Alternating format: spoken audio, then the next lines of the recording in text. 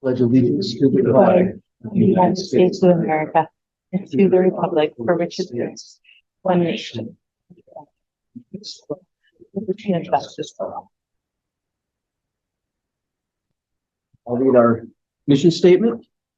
Grounded by our history as one of the oldest publicly supported schools in Wisconsin, Mineral Point School District is the heart of a small community that educates and inspires our students for a bright future in a big world. Hey, roll call. Bergstrom. Here. Bush. Here. Dunn. Here. Harris. Eisner. Here. Johnson. Here. Gelding. Here. Mitch, I didn't get anything from Will. Is this one he's going to be out of town for? I have not heard anything from him either. Okay. All right. We'll start with recognitions.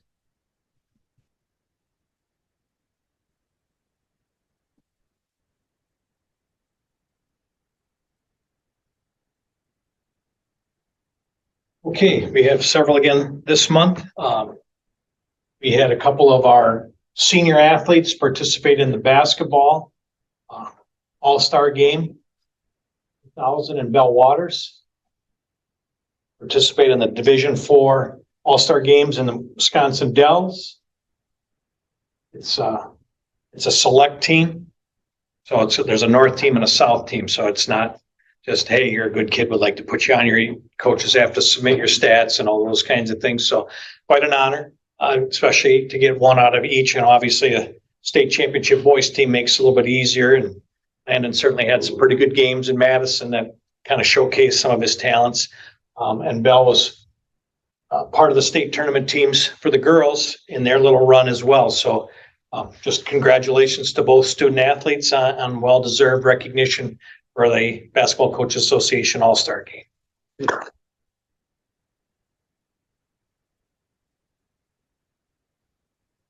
Next up,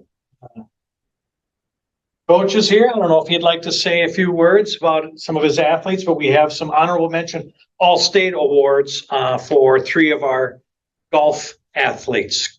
Coach Soko? Yeah, I can speak quickly for them. Obviously, they couldn't make it tonight, but no, I think that these three are definitely honored with it. Would have liked to have seen one of them definitely get first team All-State. But no, they had great years. All three of them kind of pushed each other, made each other better. And the big thing that I take from it is Alex's way of, leading these kids and putting them in position for us to hopefully bring home another one of these next year. And I think that that is, what we're trying to mold when we're coaching these kids is not just setting them up for success for that year, but for the future years coming. People keep asking, how great this feeling was and that it's great, but I'm dropping that off for you guys today because I'm officially done with 2024 season, trying to move on. I think that that's my job and what we need to do and get these kids prepared. So hopefully next year we can not be honorable mentions and hopefully get them to that first team All-States. But all three kids, great jobs. Reed Ackerman's right there with them too. And I know he's not missing that by much. So hopefully he'll get the drive to try to get that next year for us. So thank you all again for allowing me to do this and the pointers. Congratulations.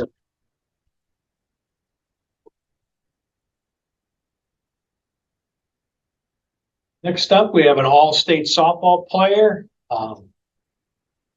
Maddie Cabot was named first team all-district, second team all-state by the Wisconsin Fast Pitch Softball Coaches Association.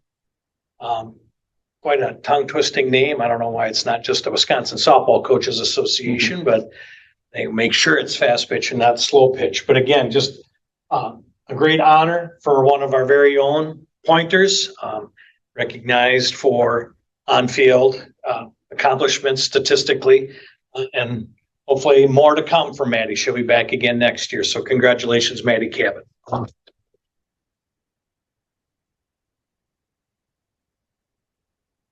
Now the guy that seems to be here almost week after week, this time I am going to make him stand up and say something. Mac Busser was named all-state shooter for the Mineral Point Trap team. Says the list recognizes the top 100 shooters in the state based on their season average. Matt, what was your season average? Honestly, is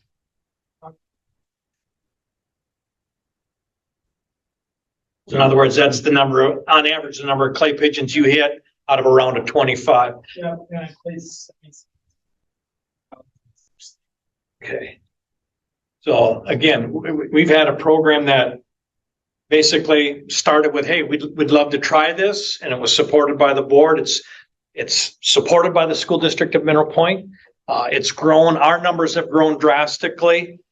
We used to have people from surrounding school districts saying, hey, could we at least, we got a couple of kids that are interested, and our coaches would take them on. Yep. They want to come shoot with us. Great. The more the merrier. And now those schools have their own programs. So Mineral Point has helped grow trap shooting in this part of the state in other school districts.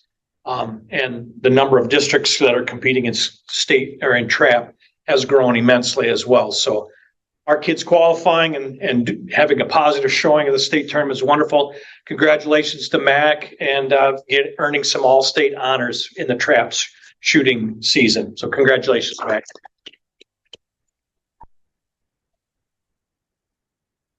And last, but certainly not least, I think someone you'll probably be familiar with in the next few years. Talia was here last month for some recognition, and she's back here from the Wisconsin Leadership Seminar. It's for sophomores, outstanding sophomores throughout Wisconsin. It was held at Carroll University down in Waukesha in June. And just kind of read just a little tidbit of this. Being responsible citizens in their community and or school and provides them with opportunities and encouragement to recognize their leadership potential. That's what this conference was for.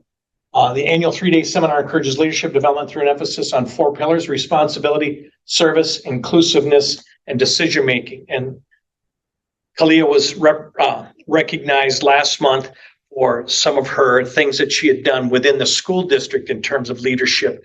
And for, this is what we love to see, because it's an underclassman. Typically, you want your seniors to kind of step front and help lead the district. And we've got somebody kind of behind that, kind of pushing it a little bit and helping us grow in ways that we might not have thought about. And we will continue to support Kalia. And I think she's going to certainly keep a spotlight on Mineral Point for us by all our endeavors. So congratulations to Kalia Biddick for this recognition. And that's all we have for this month. Okay, excellent. All right, before communications, we'll move on to the consent agenda. I've got minutes of the regular June meeting and the summer retreat on June 24th. And then I've got bills payable and credit card statement of activity. So I'll take a motion to approve the consent agenda in total, or we can approve things individually. I'll make a motion to approve the consent agenda in total. A second. Okay.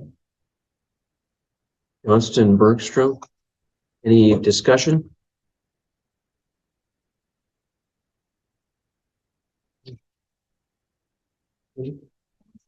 Yes. Gelding? Yes. Bergstrom? Yes. Bush? Yes. Harris? Yes. Eisner? Yes. Dunn? Yes. Next is communications. We'll start with board communications received. Hey, Andy, you want to start on your side? Yeah, I had a decent amount this month. Somewhere from, must have been the newspaper article after the last meeting. I'm talking about the budget. Had some good conversations. Some regarding why didn't we save our ESSER money if we were going to be short, where this historic school funding that the state provided last year went. So it was a good opportunity to kind of educate some people on the fact that the ESSER money had deadlines and wasn't able to be put in a bank, and that the taxpayers received the majority of the benefit of the school funding. So it's a good opportunity. I think the more the word referendum gets thrown out there, the more questions we're going to have. And I think it was good for me to realize, as much as we talk about it, there are a lot of people who don't listen until it's going to affect their tax bills. So we probably just need to continue to communicate that money sounds great. And the other piece is that they are also listening to surrounding districts who receive nice chunks of ESSER money based on certain things that we didn't get. So just being able to educate that, not all parts were created equal with ESSER, and this historic education funding sounds a lot better when the politicians say it than when the school board members say it. So had that, and then had some great conversations on what started about a hire we'll discuss later, but really evolved into how we are able to continue to attract top teachers from large schools, and just the great things we're doing here that we have really seems to have become a destination district that strong teachers are leaving other places, sometimes taking less money to come teach here and work with. I just credit it to a community that supports education, and then work with a great staff and administration. And, I feel a board that also supports strong education. So people are starting to realize that. And then a couple more people reached out today. The media department released the football schedule today. And the video of that was pretty incredible, actually. And I had some people reach out and just ask how that was done. And it looked to be kind of a play on a video game that's also being released. And it was pretty incredible. So I would urge you to check that out if you haven't seen it. I was pretty impressed when people reached out. So definitely, what that department is doing as well, and then able to kind of mold that into, hey, the things they're doing are great, but we're able to do those things because we currently have the support for it, and we're going to need to continue to have the support for it. So a lot of good conversations. Is that a YouTube video or is it on Blue Crew Instagram? It was a Blue Crew Instagram, I believe. Okay. Is how it was shared to me, but I don't have Instagram, but was able to watch it. So, We'll check it out. Before we move on, just let's make mental notes of like opportunities to be proactive with education as we go into referendum. Yeah. In terms of like points of clarification. Yeah, I think it was a reminder to me that I may assume people know by now, Right. And that they're going to pay attention now. So we just need to repeat the things we've said for months. Yeah. Good. Christy? I had a couple of parents reach out, just privately, just really grateful for the Pointer Kids Club this summer. How that's really been very helpful for them and their family, and their kids and mine really seem to be enjoying it. So, yeah. I had one informal conversation about the referendum, like a question about like, are we really going to go for referendum, or what's happening because of all the other communities? And similarly, just making sure that it is really complicated, like explaining the fiscal reality of how that all works. And so thinking about like, I like your idea of just making a mental note, like I think we can do, I had it to our parking lot, just to frequently ask questions and things that are understandably misunderstood. Mm-hmm. Feels like that was a theme in that conversation. Yeah, thank you. I had the same comments Christy had got on the Pointer Kids Club, and I think too, like the weekly proactive communication that the staff sends out on the program has been awesome. Lots of detailed, consistent, and So Sprunton sends that out, or? Yes. yes. Okay, great. Kind of more of the same. So a conversation with a parent that has kids in the Pointers Kids Club, and they made a point to compliment Erica Brunson on her management of the whole program, and they were an elementary school family, so they hadn't worked with her before, and just wanted to know who she was and what her role is in the school district and everything. So Really happy to hear that and that the program's going well from their perspective. And also, I've had a couple of referendum conversations. It's been more me bringing it up though, to taxpayers in the community when they just ask how the school board's going. And then, I always find that a helpful thing to mention is the number of school districts that went to referendum the last cycle, whatever it was, 86 out of 132, something like that. So it's something that everybody's faced with. And then should try to get into some of the details, that Andy was talking about. I think that was about it. So I too had a few casual conversations about school finance and about the referendum, some similar themes. In general, I felt like folks weren't necessarily surprised, given that some of our neighboring districts have been talking a lot about referendum, that we were headed towards a referendum in the fall didn't seem alarming or like caught anyone off guard that I spoke to. The other comments that I heard just one person mentioned to me how neat it was to see such great representation from our Mineral Point high schoolers in the 4th of July parade with the trap team and the band. The trap team had the giant flag and then the band right behind them, and how neat it was to see so many members of our student population so engaged. I thought that was a nice compliment to the student body. Yeah. I didn't have much more than that. I did have a parent just oozing with positive feedback of Danielle Swenson's job. And what a great job she did with some of those kids with special needs and how she'll be missed. So just wanted to share that with the whole board. But nothing else from me. Angie, do we have any citizen communications signed up? I don't think there's anyone online that wants to speak. Yeah, Mary represents the paper, so I don't know if she has a question or not, but.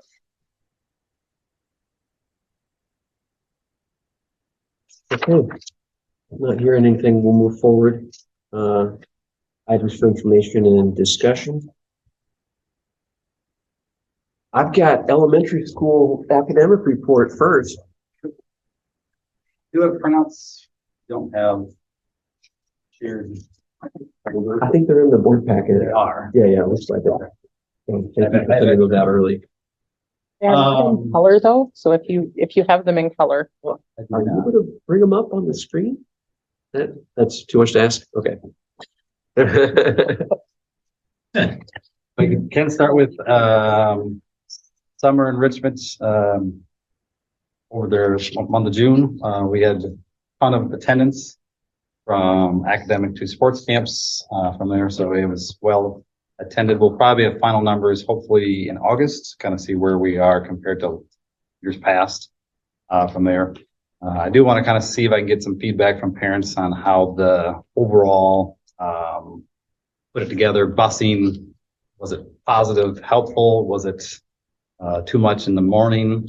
Just some feedback to kind of move forward for next year from there, just because it's nice to see how this year went compared to last, and then what can we do to change to make it better as well too. So it was well attended. I know there was a couple sessions we had to have been 60 to 80 kids in a couple sessions we had outside playing games, and from there, and all the sports camps inside were all well attended too. So it was very busy. We had a lot of stuff done outside, even in the garden with this Mrs. Suits. Did a lot of updates, cleaning, looks fantastic. A lot of planning from there. So it kind of really updated the garden overall.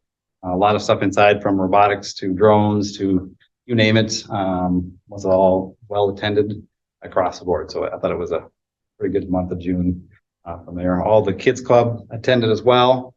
I thought they loved it.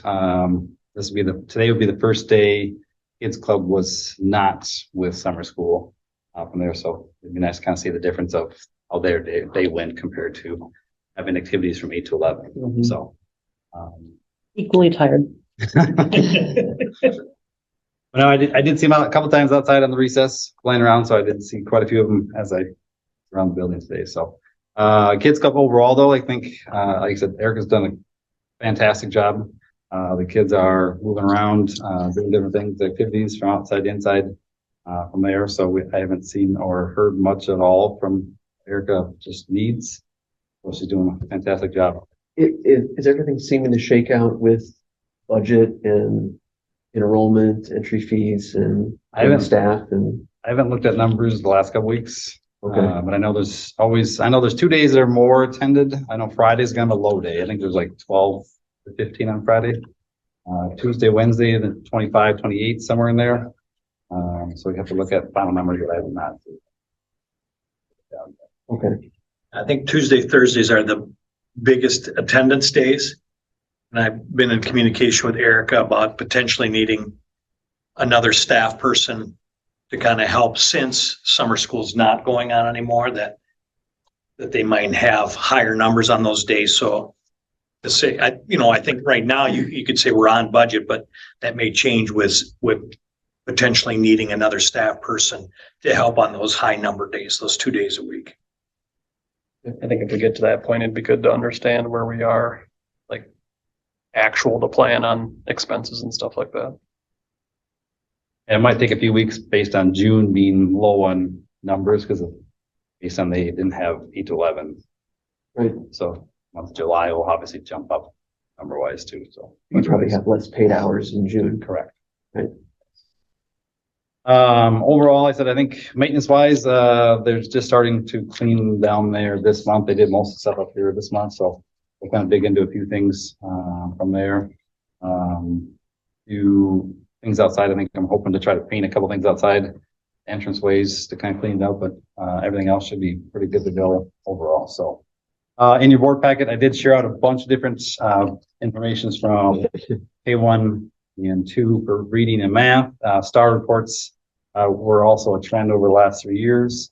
There was obviously in your kindergarten reading one, there was some number drop from there, but you also have to remember the kindergarten FastBridge does test 4 different components each time that we do the test. So each test is slightly different than the previous one from there.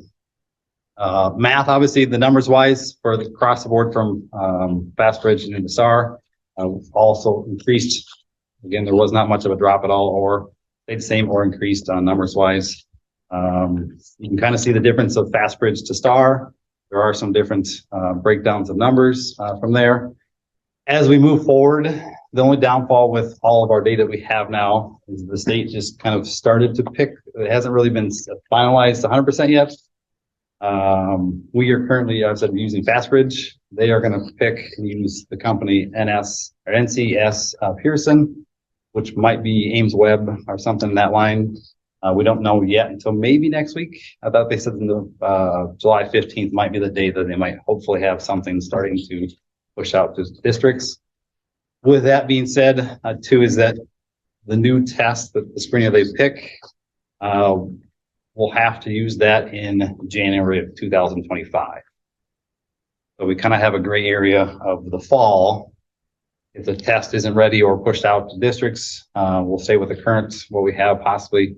I'll have to kind of see where we're at, when they're going to push it out, and then see what that looks like for testing in the fall. But it does make a challenge for us to see where we're at, what's given to us, and then where do we go? Do we push ahead and get our fall test with the new screener, or do we stay with what we have for the fall and then transition to a new screener in January? Which again, our numbers then aren't comparable.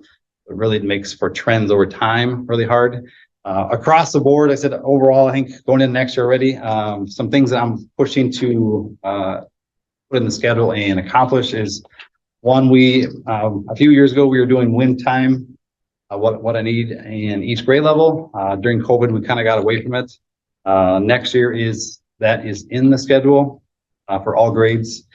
So we can really look at data, but also that time then can be devoted to looking at data, but also then breaking into smaller groups to help support different classes based on where they're at academically, math and reading, to really help with the numbers and really look at digging into certain components that they might be low in that we can really address across the board throughout the school year.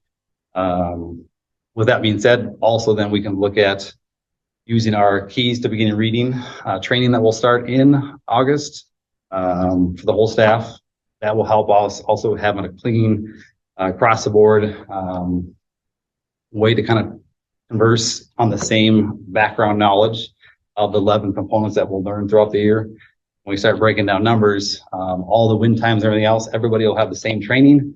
We can really look at numbers and be able to break it down a lot better, and also then help each other as a whole entire staff just to really look at who's where, who's has background knowledge in this. They might be taking this group, so we can really look at breaking the classes down into better organized numbers into areas that they really need to have support in. So again, just that overall communication and collaboration will, I would say, improve over the next year. Like I said, the hardest one was, like I said, I looked at the kindergarten, which again, I think based on the 4 different components that you get tested and different components each time they test. We also are looking at next year, starting from pre-K to 3 is doing a UFly phonics program. It was in first grade all this last year. The pre-K, kindergarten, first and second grade, and then in the third grade, we'll all have that same program started in August or in September, and be using that as one of our components to really help support that. So again, a couple of really key things that we're really kind of incorporating right away, kind of kicking off the year a little more planned out than we were last year. Great.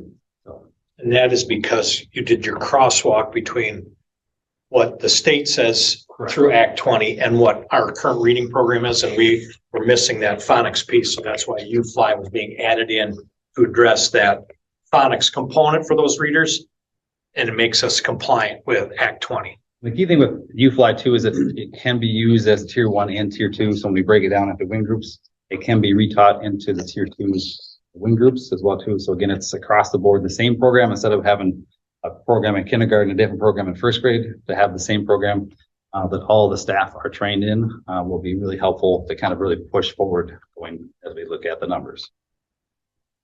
So it was just a lot of things that we didn't have planned out this year that I think the crosswalk and a lot of the things that we kind of dug through with Act 20, I think actually really helped organize where we're at, where we're going. You know, if we're supplementing in things, it's the reason why are we supplementing and what for and what program are you using, but also then being consistent across the board as well too. So kind of really a lot of good conversations came out of the crosswalk work that we did.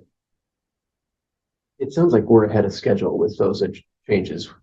With Act 20? Yeah. I think based on most districts that I've looked at, some are still looking at buying a reading curriculum. So they're just at the beginning stages of just getting an updated curriculum. So we're going to be on year 3 of benchmark, and we're really digging into obviously the third years, again, pushing forward. The staff really look at using the crosswalk as a good communication tool of like, here's where we're at. Here's what benchmark has great things for it.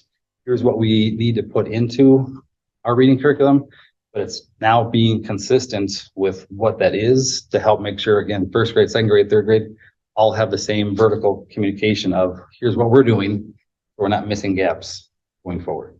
Are either of you guys able to estimate how much it's costing the district to align with Act 20 based on our status quo from last year? Well, certainly Jim Addison's cost would be a portion of that Act 20 increase. Yeah. The professional development that our staff will need in regards to Act 20. We're getting it through CESA, but that comes at an additional cost. That's one of the first components. Buying UFly would be, that isn't another cost. I mean, it's something that we thought they've been looking at adding in as a component. Well, now it's a required piece to make sure that we're meeting the Act 20 requirements. So we could probably put together some budget numbers to share what that increased cost is.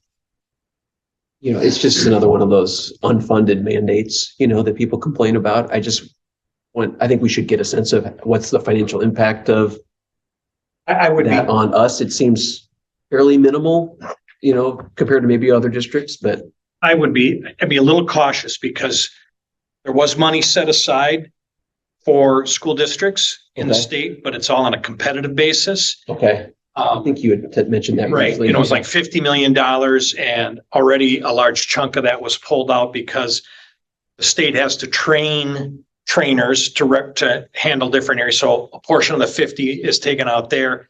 And then if school districts are purchasing something off of the list, they're going to get compensated. So not a totally unfunded mandate. Not a So I- totally unfunded, but I think Okay. realistically, you're not going to see, Mineral Point will not see any money out of this. And I think a lot of districts that were anticipating seeing money will see much less than they thought they were going to get in the original proposal, because there are so many school districts that need to make a shift somewhere, that here's the pot of money. Instead of being split between 10 schools, it's now going to be split between 400 schools, so. There won't be any reimbursement probably until 2026. Correct. So it's also a challenge for districts. You're investing, but you're not for sure going to see much money back, and it could be a lot, could be a little. You have no idea what you're going to get back based on the whole state. Ms. Klein, have we used Ames Web at the elementary in the past? We've used Ames Web for progress monitoring. So like our interventionists will be familiar with it. I've used it in another district as the reading readiness screener. And they haven't said that that's what it is, but that's Pearson product that I know that includes early reading. So I'm guessing it's Ames Web Plus. It is a computer program, like you administer it through the computer individually. It is not uncommon around here. There are several districts that use it, but it's not one that we've used for screening. We've used it for progress monitoring. We do have some staff that, if that's the It would be choice. a small portion of staff, probably like 2, maybe 3 that are familiar with it. And if I'd I like had, it to talk nicely with EduClimber, which it currently doesn't. It's really hard to export data out of. So I hope if that's the one they go with, they've really amped up their computer side of it, because it's just not a real friendly program, user-friendly program. It's not very intuitive for the data collection piece. and I'd be shocked if that came with no additional cost to the school district. Yeah, and I mean,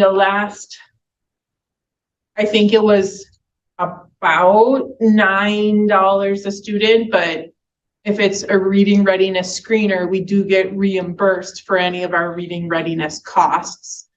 But then we'll have to decide as a school then do we use that again for continuity of progress monitoring and like switch over those, so right now we use FastBridge K2, but we also use FastBridge K8 for progress monitoring. So we're always monitoring the same on the same type of assessment. So I think yes, there's a cost because our reimbursement comes in June, but at least for K2 wise, we do get the reimbursement for our reading readiness screener. I said, we won't know. Like I said, there's a date of July 15th that the state and Pearson will have some type of contract, but that doesn't mean we'll have anything pushed out, hopefully before school district starts in September. I must have a good in because I looked last week and I didn't even hear that it was Pearson. Because at first they were saying by July 1, so I hadn't heard anything yet. And I looked and they hadn't announced it, so. I had seen that in an email too, that's what they were looking at, the potential. I'm sure Pearson has other products too, but Ames Web Plus is the one that I know of that does have the reading readiness already, the early reading components. While staff is we're hoping that there's real good comfort with Benchmark. They'll be learning something new through UFly, and then they'll be learning something new with a potential new screener that they'll have to help administer, and then breaking down data. So I would ask that you keep all elementary staff members in your thoughts and prayers as we move into this next school year with all the new things coming at I have them. about 50 hours scheduled for keys to beginning reading training throughout the year. Okay, so that's already on the calendar throughout the year as well. So all the staff know when that is and how long each time we do it planned out. So, and that's with the support of CISA 3 and Jim Addison we've been working with. So Quick question on Benchmark. So if coming into the third year, does the tool give any like benchmarks for targets, like metrics, like on year 3, the data should be going this way? it's all based on every district that has used it for what I've seen and heard and reflected with, it does take a process to get, one is where you were teaching to what Benchmark does, but also then from there, having the confidence and comfort of being able to understand what Benchmark has as a whole. Because when you look online and see all the information, it's overwhelming. But when you start breaking it down, and that's why I said the crosswalk and working with Jim Addison really kind of helps support a lot of the staff that were overwhelmed. When you start to break it down and actually have good conversations, it's like, oh, we can do that. Like, I had one of my staff members that was really frustrated with Benchmark, and by the time she got done with the crosswalk, was like feeling 1,000 times better, because just that conversation and breaking it down made a lot more sense of like, when we supplement in, it's what are we supplementing and why. And it doesn't say we can't. It's a process of the vertical alignment of making sure we're not missing any gaps and making sure we're, again, supplementing for the right reason, not just because we feel like, oh, this doesn't really fit what I like. It's about meeting the standards, but also, again, making sure we use the resources correctly. So it's I think definitely good conversations. The follow-up to that question would be like in MAP testing or in STAR testing, it's like, a student in the fall at this grade level should be a 100 and 115 in the winter and 120 in the spring. Does Benchmark have anything like that associated with it? So as a first grader, I took the first Benchmark assessment. Is there a target number that says I'm on track? Does Benchmark contain any of those kinds of things? Not that I've seen that they actually push out, obviously, because their biggest things, they come right back to the curriculum and making sure that, again, the curriculum is being used to what it should be. Because again, that's most of our challenges from first year, second year, into now the third year. Is the first year, it's like trying to just dig into it and not be overwhelmed. Year two is now, hey, let's get some trends going. Year three now, hey, we got the trends. Now let's start looking at the data, but also now digging into farther of the curriculum to see how much more we can get to. There was times where the first year, some grade levels only got through, if there was 10 units, they only got through like 5 or 6. Where last year some actually got through all 10. So there's some different components that we're finally, getting farther into the components. Through the state tests, the goal is to get through unit 7 was our goal, to get through unit 7 from there. And then 8, 9, and 10 was review for the whole year. So more grades are getting through all components instead of just 5 or 6, just trying to get that daily and weekly and a year-long plan worked out. So it is a challenge. I think most staff right now are more consistent based on year 1 going now and going into year 3. I think another way to describe the challenge for you guys is, since the state screening testing is going to change, we're kind of setting a new baseline. Correct. So it's going to be hard to set benchmarks based on that data. So I think the challenge is, what am I going to look at for this year to show progress? And I think you gave some inklings like, okay, we showed competency through this many units by semester or by end of the year. I think maybe those are some good examples of And even how like are we progressing, right. I mean, I don't know the answer to that, but I mean, that might be good, something to just kind of talk to your team about and contemplate over the rest of the summer, to think about what should we pay attention to, just see how Benchmark's doing for our students, and is it working well, since our state data isn't going to be real helpful. You know what I mean? Mm-hmm. I think I said the big thing that we're looking at is trying to get everything started at the beginning of the year from UFly. I think Benchmark will be a lot more comfortable this year. But then also the data points of, when we do our first round of testing, but also now digging into all the background knowledge that the entire staff will get from the KEYS training. We can actually look at the data more in a depth way and break our groups down more strategically when we do our win groups. Kind of our biggest goal right away. Okay. So Good luck. thank you. Directly answer your question, but typically it takes 3 years of implementation to get to where you're actually getting Okay. well enough for the kids to benefit. Like after 3 years, it should be well enough. Thank you.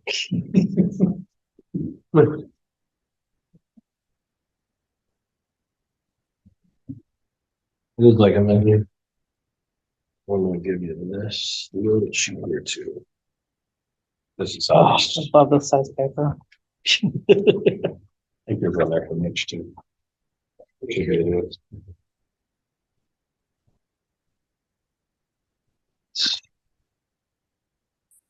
So here's your updated. We're still working on obviously making sure some of this is right, and going through and making sure I can cross-reference stuff.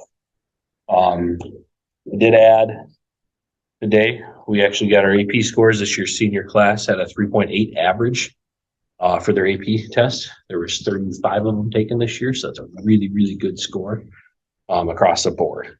So I did add AP score to that today. That's one thing that Erica and I were talking about. We looked at, we're like, well, let's add that to that. There's obviously some other things I think we need to add to this, maybe some things we need to take off. The one I sent to you last week did not have a score calculated down for life ready, career ready. I do have a score for last year's class just based on that. That's what this little sheet does. That's a part of a sheet where I get to go and tally things. So that's kind of how those scores are calculated, actually. So you have your 3 categories, the top up there, and then if you have a total, you've met those requirements. And that total, if you have a 1, you've met those requirements. So I can get that percentage at the bottom. If that makes sense. So those are the things that we're tracking right now. I'm not saying there's things that we can't add to that. Maybe there's something we want to take away. I'm not sure. Those are the things that I've gotten through so far. Was this one student or 13? Is there 13 kids there? 13 rows. There's 13 there. Okay, these are 13. Yeah, this would actually go a lot longer. This is the whole entire class, because then at the bottom I have a total of, if there's 56 kids, it might say 51 of those kids hit that number. So that's how I get a life score or a career score or a college ready score. The career skills assessment results, that will be updated in that first week of school, first or second week of school. That's going to get added into some of our career and SEL readiness stuff that we're going to do at the high school this year.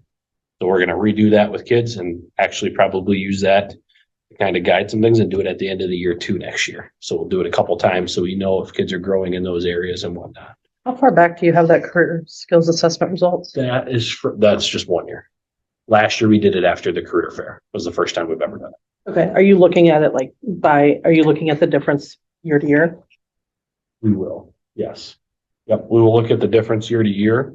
We're probably actually gonna do it a couple times next year and moving forward, just to kind of better track that part. Because that doesn't really play into obviously the life ready score or anything, but I think it's a great thing for us to recognize and kids to recognize. So that's something we plan on doing early on. And then again, at the end of the year to see if kids are reevaluating themselves in a better, just like the career interest clusters, that was done after the career fair. And I see I didn't change that's the year that it was done there. So I'll change that when we update that again. So this kind of gives you, like I said, this is my spreadsheet, although it's 12 classes long. There's 12 different sheets and 50, 60 kids at each. So this is more just a tally on how I'm getting those scores, just so you're well aware. Yeah. What's the big driver here on almost doubling the? We added, AP Gov usually has a ton of kids in it. So that adds to it. We added AP Physics this year. We've added another AP or a CAP English class. And then there were quite a few more kids that took Southwest Tech classes and either UW Platteville or UW Extension classes. So just adding those classes that kids are taking in there and hopefully getting them better tabulated as we go. Did those AP classes get added because kids were asking for them or? Nope, we've always, AP Gov counts for SIG. So you typically have more kids in an AP Gov class than you do AP US History. They rotate each year. Got it, okay. So AP US History is coming this year, and actually I now have 2 sections. That's actually growing a lot too. So, yeah. So that's a lot of it. There's so many more kids taking advantage of those opportunities, which is great to see. Right? That's your Southwest Tech year. And like I said, we added just 20 seats alone by adding CAP Physics. So.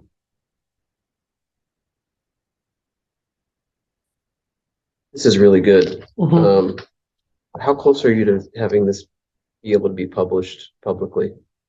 We can publish it like this. We can just keep updating it. It doesn't bother me. Can we put it on the school website? I'm fine with that. Yeah. I get it Joel this week. I think people will love this. I said, it's still a work in progress. Don't get me wrong. Well, but that's think what I this is mean. I where don't we're want at. to, I don't want to be premature, but it looks like it's No. almost ready. But I think as we update things, as we pick, because I look at this and that's great. Okay, we got 91%. And this basically says they got to attend 90% of the class or the time, and they got to have 3 other things. Right. Well, if you look at the score on here, most of these kids are hitting 6, 8, 7, 10. I mean, these are seniors from last year. Mhm. So maybe that doesn't need to be 3. Maybe that needs to be 4 or 5. Maybe I don't know. Those are the things that we got to figure out as we move forward, which is fine. That can continue to change. So anytime I update it, I can just get it to you all. We can update it. It's simple as downloading a JPEG and sending it to her. So Yeah, the only challenge will be like, if our thresholds are changing, then it's gonna. I know. Yep. Yeah. But I don't know what those thresholds are. There was not a. With the first round. This is typically where those have been, for those other ones that we used as a model for college and career. Nobody had a life ready. That was just us. And most of the time they stuck this attendance part over here, and it's like, well, that's a big part of life, being life ready. So we added the life ready. Mhm. But I think we need to. And maybe there's something else we want to track in there too. I'm not sure. But this gives us like I said, from last fall till now. And now we can keep moving it forward, and it's easier to get that data because I don't have to dig through Skyward a jillion times when it's pretty prevalent to me at that moment. Because I'm still trying to work on finding some of the data for 21, 22, but I've had teachers change over, and so there's some things that are hard to figure out. But Do we track co-curricular for all 4 grades? involvement, Yeah. So that for the, 23% that are not involved. this is We two, find a way. This is 2 or more though. Okay. I don't have that on there. I should. This is involved in 2 or more co-curricular Okay. activities. Yeah. So we do track it so that Yep, if there I is can a run that student, report. if a student is at 0, We do not have many students that are. we're finding a way to connect with them with a Yep, teacher. or that's just a something, report that I can run. Trying to elevate that. But to this 1 or 2.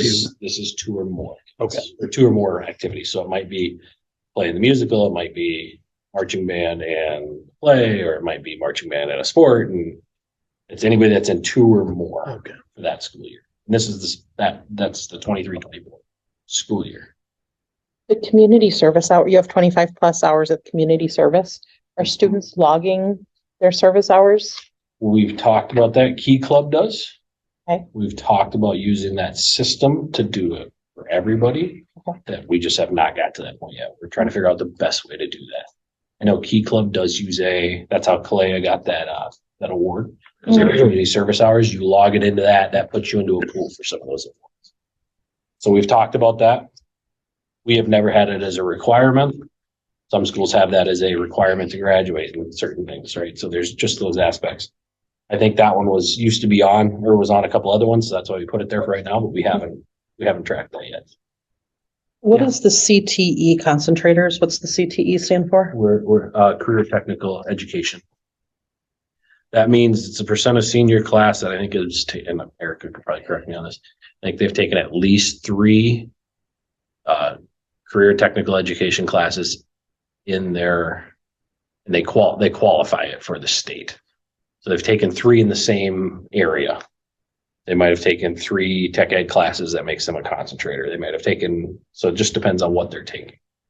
If you remember back to the 22-23 school year, they were a little more heavy on that trade side. So that's why you're gonna have, yeah. It seems like an outlier. It's probably a little high. Yeah. It's probably gonna be closer around to that 60 to 70%. But it's a great example of meeting kids where they are and helping, Absolutely. leading them towards Yeah. meeting their full potential regardless if, Yep. For sure. whatever that might be. Yeah, if you kind of look at that, which is interesting though, because the students in those there weren't as many students in those organizations though.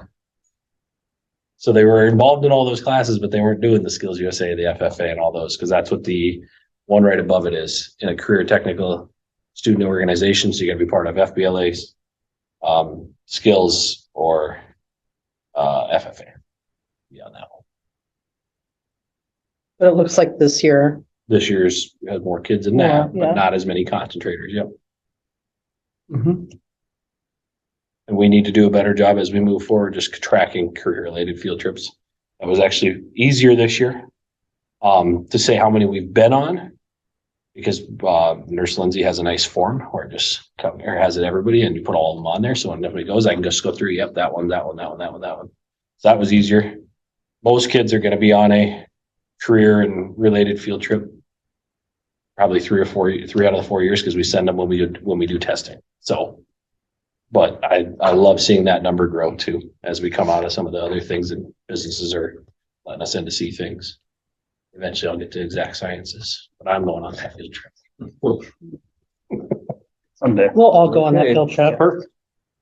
I think this is like a recruiting tool too. I mean, Yeah. man, awesome. Yeah, we can put it up. I don't, Please. You know, like, they could click things like, what are the list of co-curricular that get counted, right? So people know all the co-curriculars that yep. I can have that. we do. Are you smelling a dashboard? Or like a place to like click in a little more if people want, if it's already on our website or if it's not, it should be including like what AP courses we offer. And This is probably in like the ACT and benchmark, that stuff obviously is embargoed. Can't have that there, but I think it gives us a good understanding of more who we are than the state report does. I mean, that's the big thing. Mhm. We are a lot of things. And this is a lot better representation of that than the state report card, which is, again, we're doing well on that stuff too, but this kind of lays it out there. And I just wanted to show you how, because I think last time you said, do you have that just so it automatically does it? That'd be great. And I'll get Matthew to computer program that for me before he goes to college. There we go. Well, I mean, maximize the Zello. as much as Yeah, you can. there's some more You know, stuff in 'cause I there that know we gotta they- keep They exploring. track their own personal stuff in the Zello. Yeah, so Yeah, great job. that's updated there. This is great. Thank you. Okay, I think I saw a year-end financial report. So in your board packet, you would have the June 24 budget listing. Several of those funds show a negative balance in the unencumbered balance. Your approval of the budget amendments tonight will rectify all that. If you remember, we had to table that last month due to not enough board members to take action. But the money is available. We just need to move it from one account to another in the budget, and it has to be done with your approval. I would like to point out item number 6, the debt retirement. If you remember, a year prior, we levied additional debt for a debt payment. So we collected the revenue in one fiscal year. And then when we made the transition over and put money in that escrow account, the expense was now in this fiscal year. So that's why it shows that negative balance. That 267 is the amount that was moved into the escrow account. So when the first bond is callable, we will make a payment at some point in time then and prepay something or pay some interest and help lighten that debt load as we move forward. So we collected revenue in one fiscal year and had that expense to the escrow account in this current fiscal year. The next one down below is insurance. It has a negative balance that was due to adding a couple of vehicles to our fleet. We've now made some adjustments to the insurance vehicles that we weren't necessarily using. We still own them. Now we have sold them. So they have been removed. So we will be in a better position financially as far as the insurance is concerned. And then the next item down, the interfund transfer, that is the Fund 27, Fund 10 to Fund 27 transfer.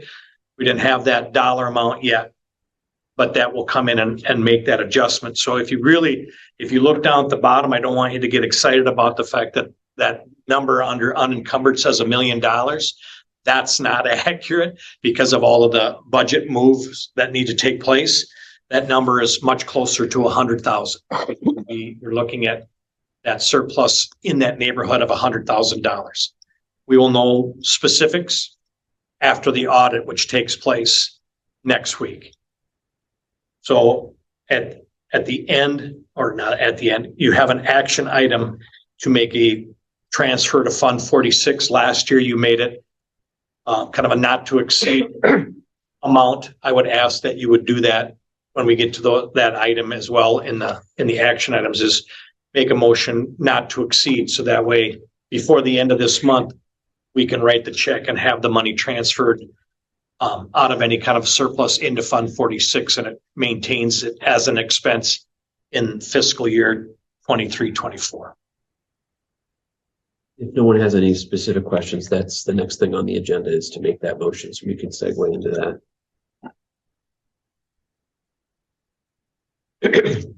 Okay, you said you were looking for a motion to approve district surplus transfer to Fund 46 not to exceed 200,000. Is that what you said? Sure, I believe that was the verbiage that was used last year. Like I said, we won't be close to that, but that just, if something comes in, that number might change yet through the audit, but I would just simply ask it not to exceed $200,000. Once we know after the audit is complete, I can send an email out to all board members to let them know what that exact amount was, that is being transferred into Fund 46, but that would allow us to do that transfer prior to the deadline at the end of the month. And just for clarity, what that means is you're estimating 100,000, but if after the audit it's over $200,000 surplus, any excess that above 200,000, if this motion passes, goes to fund balance. Correct. Would remain in fund balance. Okay. I'll take a motion to approve that recommendation. So moved. Second. Any further discussion or questions? Tony? No, I thought Oh. Angie was looking to say who. Kaiser Skelding. Yep. When we say surplus, can you define it in just general terms? We paid all of our bills for the school year, and now we may have $100,000 in surplus, maybe 200. It's not really, it's surplus, meaning we didn't go in the hole, but it's not. When we put it into someone who speaks in fiscal language, put it simply so that people can understand what it means. We had budgeted for a maintenance position that never was able to be filled. So a portion of salaries and benefits would have been carried forward for that maintenance position. We had a couple of staff members who took a leave of absence and did so because they didn't have the sick days or whatever. They took that without pay. So then there might have been a savings in the salaries component for a couple of those staff members. So it's bits and pieces. Our retirement payout was much lower than we thought it was going to be. So there's funds that we put money in budget-wise year after year. And because we didn't have to expend as much as we put in the budget, it's kind of that leftover money that we would be asking to transfer into Fund 46, which is an expense, is for capital maintenance. So the very next item that will come up is one of those things that we would be spending some of this surplus money on out of Fund 46. So things that can be fixing the building, major repairs. Again, we look at this building being about 30 years old, and one of the things we'll talk about in the next agenda item is one of those things that has gone. We need to replace it. Yeah. Yes. Quick question on that. So like if it's 300,000 is the surplus and you only put 200 goes to fund balance, does that then hurt like our budget in the future because we were fiscally responsible? It might reduce our state aid for next year a little bit. Okay. Yeah. That's A correct. little bit to the tune of like, is it 22 cents on the dollar? Roughly, yes. Something in that range. They would reduce, the state would reduce our state aid slightly. And then as we're looking at now this current fiscal year that we're in, the 24-25 fiscal year, we will be spending fund balance monies. We'll be reimbursed on that. It's like 22.9%, so about 23 cents on the dollar. So we'll get extra state aid the following fiscal year by spending more of our fund balance. Because of fund balance. Because Correct. we're using fund balance. Yes.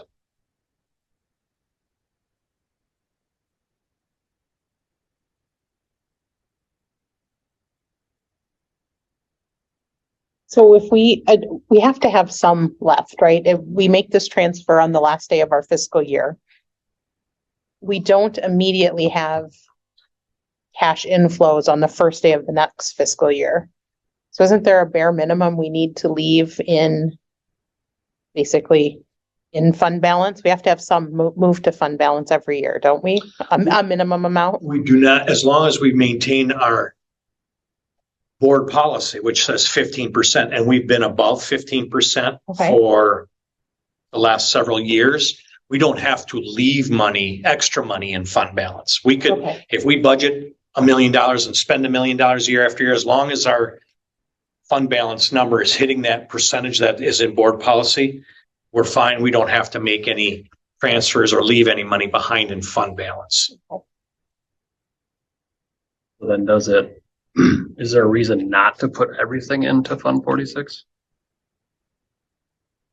No, unless we were looking at violating our board policy that says 15%. If we were going to drop, then it would be, this would be the year, instead of transferring to Fund 46, we would leave it in fund balance to make sure we maintain that number, that policy number.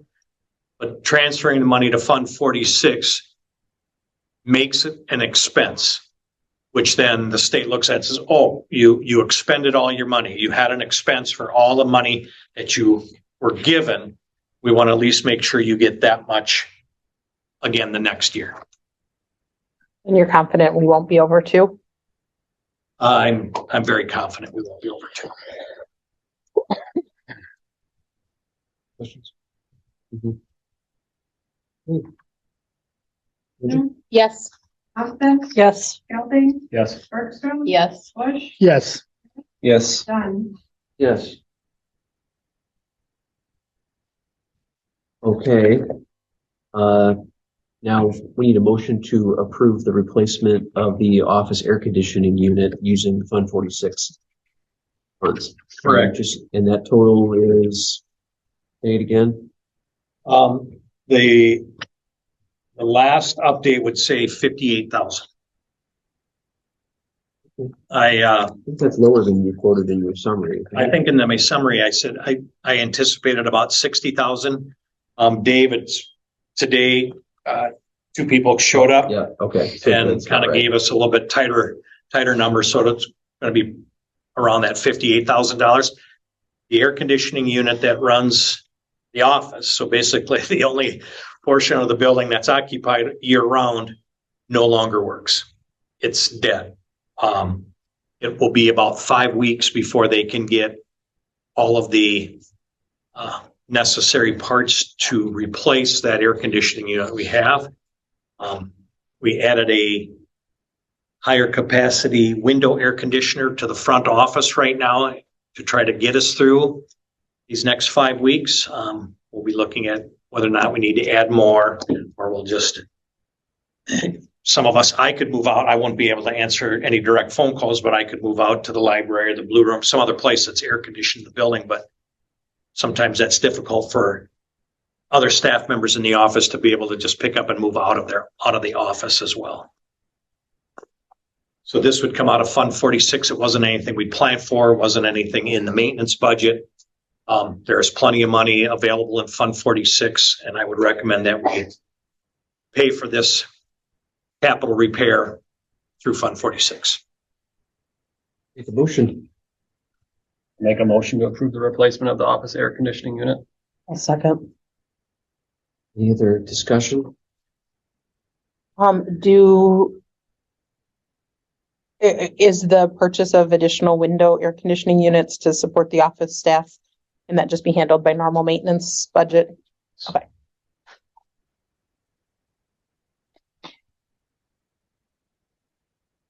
Okay, we had Skelding Johnston. Yes. Yes. Bush, Yes. Harris, Yes. Eisner. Yes. Johnston. Yes. Dunn. Yes. Okay, next is the year-end budget amendments. So in your board book, you have basically some additional revenues. If you look online, I think it's because of the larger prior handout that your paper copy is not the right. It got cut off at the bottom of the funds being transferred to. I would like to point out in the second line under the where we're taking money from was additional interest income.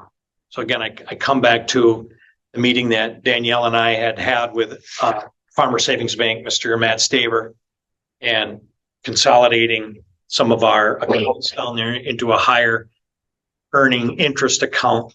We were able to increase the amount of interest over what we typically budget year over year. So we have a couple of areas of our revenues. There was additional revenues from the options in education school, from other school districts purchasing seats, some other grant monies that came in.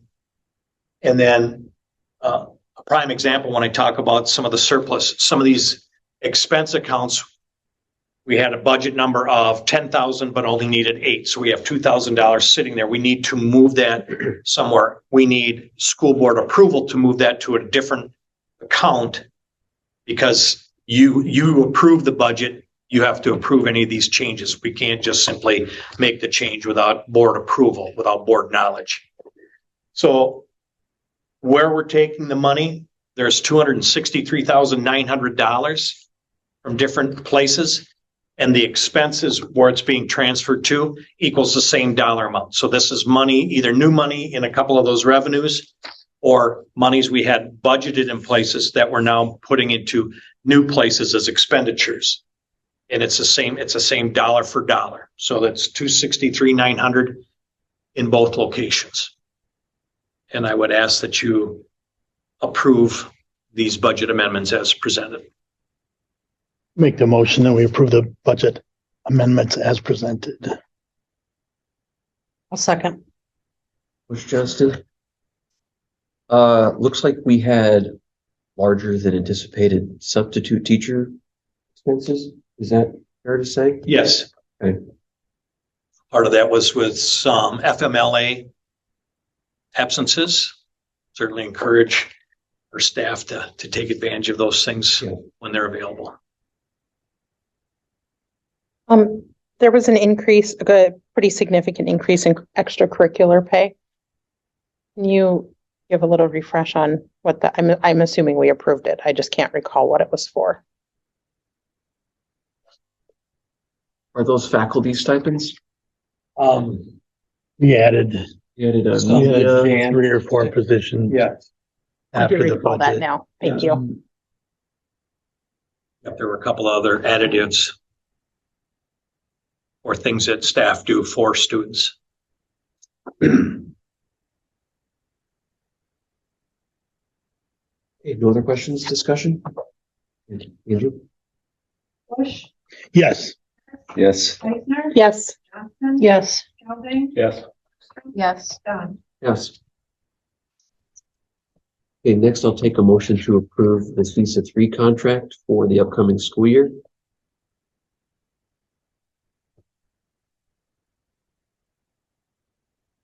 I'll make a motion to approve the CISA 3 contract. I'll second. Well, I stated in an update that there was a sizable increase in the CISA 3 contract. Usually there's a normal markup. And a couple areas did increase by kind of a CPI increase. We will be adding orientation and mobility and a vision consultation fees to our contract. We didn't have any in the previous year, so there'll be a slight uptick in that. It won't be as much as if we had to have somebody here on staff, but there'll be some additional dollars there. And the one I really tried to point out is a program called Library 21. We use several programs. We've purchased several of these programs on our own in previous years. We have spent probably 20,000 on these separate programs, IXL, Apex Learning, Edmentum, Vocabulary, couple other programs. The increase in the CISA contract, these programs are all part of this Library 21 contract. So for $6,760 to CISA, we'll end up actually saving the district several $1,000s over not purchasing those as independent contracts for ourselves. We're getting some volume pricing on a lot of these things. So it was something that became a no-brainer after meeting with the person in charge of Library 21. They're like, yeah, you buy how many seats? So here's what you're spending now. Here's what it is for us. And seats are included. So while it increases our CISA 3 contract, it reduces our expenses in several other places substantially. So I would certainly recommend supporting the contract. Any other questions or discussion? I just want to applaud. There were years, 3 or 4 years ago, when this seemed like an expense where we kind of had to dig into what we were getting for the general fee or the base fee. And it seems since then we have really dug into what's available to us from CISA and utilized what we're paying for with the different experts they have on hand, and really seeming to get a lot of bang for our buck for this contract for the initial base fee. So I just applaud Mitch and the administrators for digging in and finding out what's available to us and make sure we are utilizing those tools to help improve ourselves.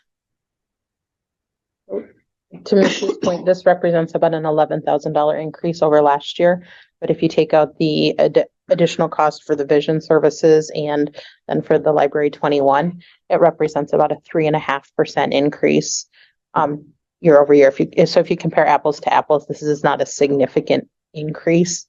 But because we have those additional services, that number does seem a little bigger. If that made your eyebrows go up a little bit, there's a reason. Mm-hmm.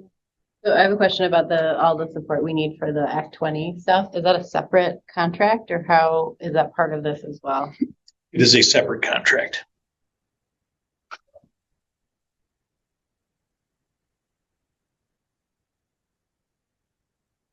Any other questions or discussion? So the balance of the increase was just pointed to inflation. Other than those 3 programs that I mentioned separately, yes. So a 3%, when CPI was 4, a 3% increase from one year to the next is, I would say, pretty normal. So CISA 3 has really made an effort over, I'm sure it's more than I'm aware of, but at least over recent years, to make sure that they are doing, that they are providing services at cost. So if they provide some sort of service and it costs them, $100 to provide it, that's all they are billing the schools. They don't try and add any fluff. They want to make sure that we're getting our value from them. Now, if you're outside of the CISA 3 group and not a member of their consortium, then they do a markup to try and recoup some of that overhead that they incur, but they try to be as neutral as possible. I was just gonna say, if it was a larger number, I would ask for us to push back. If we're gonna procure a bunch more services, then don't give us the inflation increase. But 3% isn't horrible. It's actually 3.5. And You can call Jamie and let him know I don't think he deserves the CPI. some of the positions we're trying to fill that we're having difficulty filling, it's no different for CISA either. And again, if I need somebody 1 day a week, I can't afford to pay somebody at the top end of our master's pay scale for 1 day a week. But if Jamie can buy them and then I buy 1 day from Jamie, that sometimes that's where some of that increased cost comes as well. Yeah, I agree. I think we get a good bang for our buck with the program and everything we get, so. Anything else? Yes. Yes. Eichner? Yes. Johnston. Yes. Sheldon. Yes. Bergstrom. Yes. Dunn. Yes. Okay, WASB Business Honor Roll nominations. This one's on you guys. Okay, You don't have to nominate anybody, or you can nominate up to 5 businesses, and you cannot nominate somebody that has already been recognized.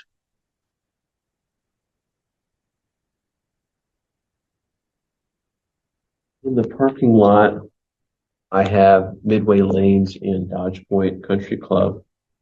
I think I took notes for a June meeting. Anyway, let's have some votes. Was Aspen Ridge on there? Cause didn't they help us with replacing a bunch of trees? I think they've been recognized.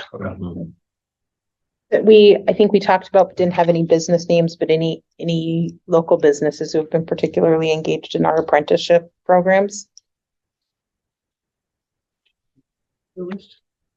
No. Maybe I typed something wrong. 1 second.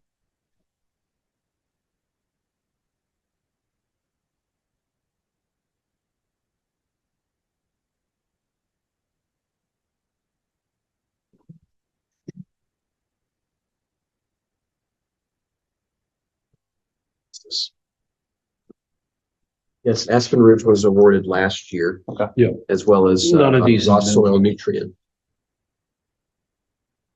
So this is the list, and I'm sorry, I tried to share it too, maybe it didn't go through though. Is Andy, or somebody had, I think you had asked for a list of some of our youth.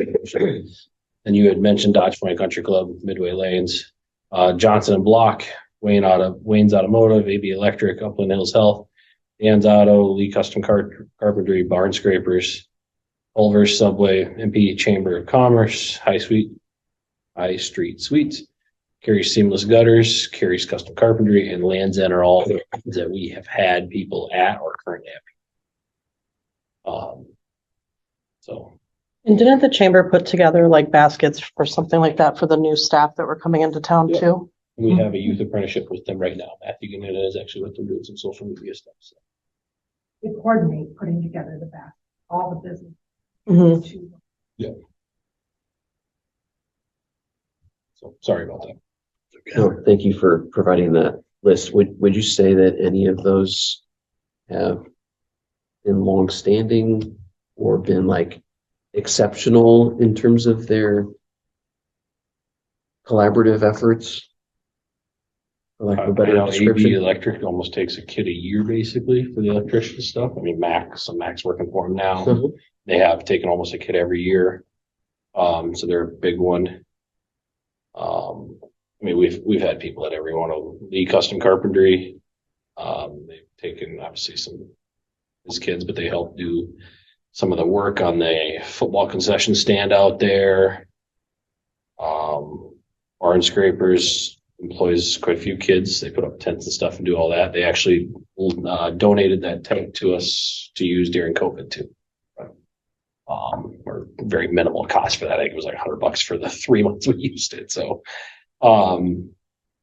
they all employ a lot of good kids and they all do a great job. So, but I don't. Any strong opinions? I mean, Barn Scrapers does kind of stand out as both a employer, mentor, and someone who's donated to the school. Kind of checks both boxes there. I think AB Electric I would nominate as well. They also support quite a few programs along with the apprenticeships.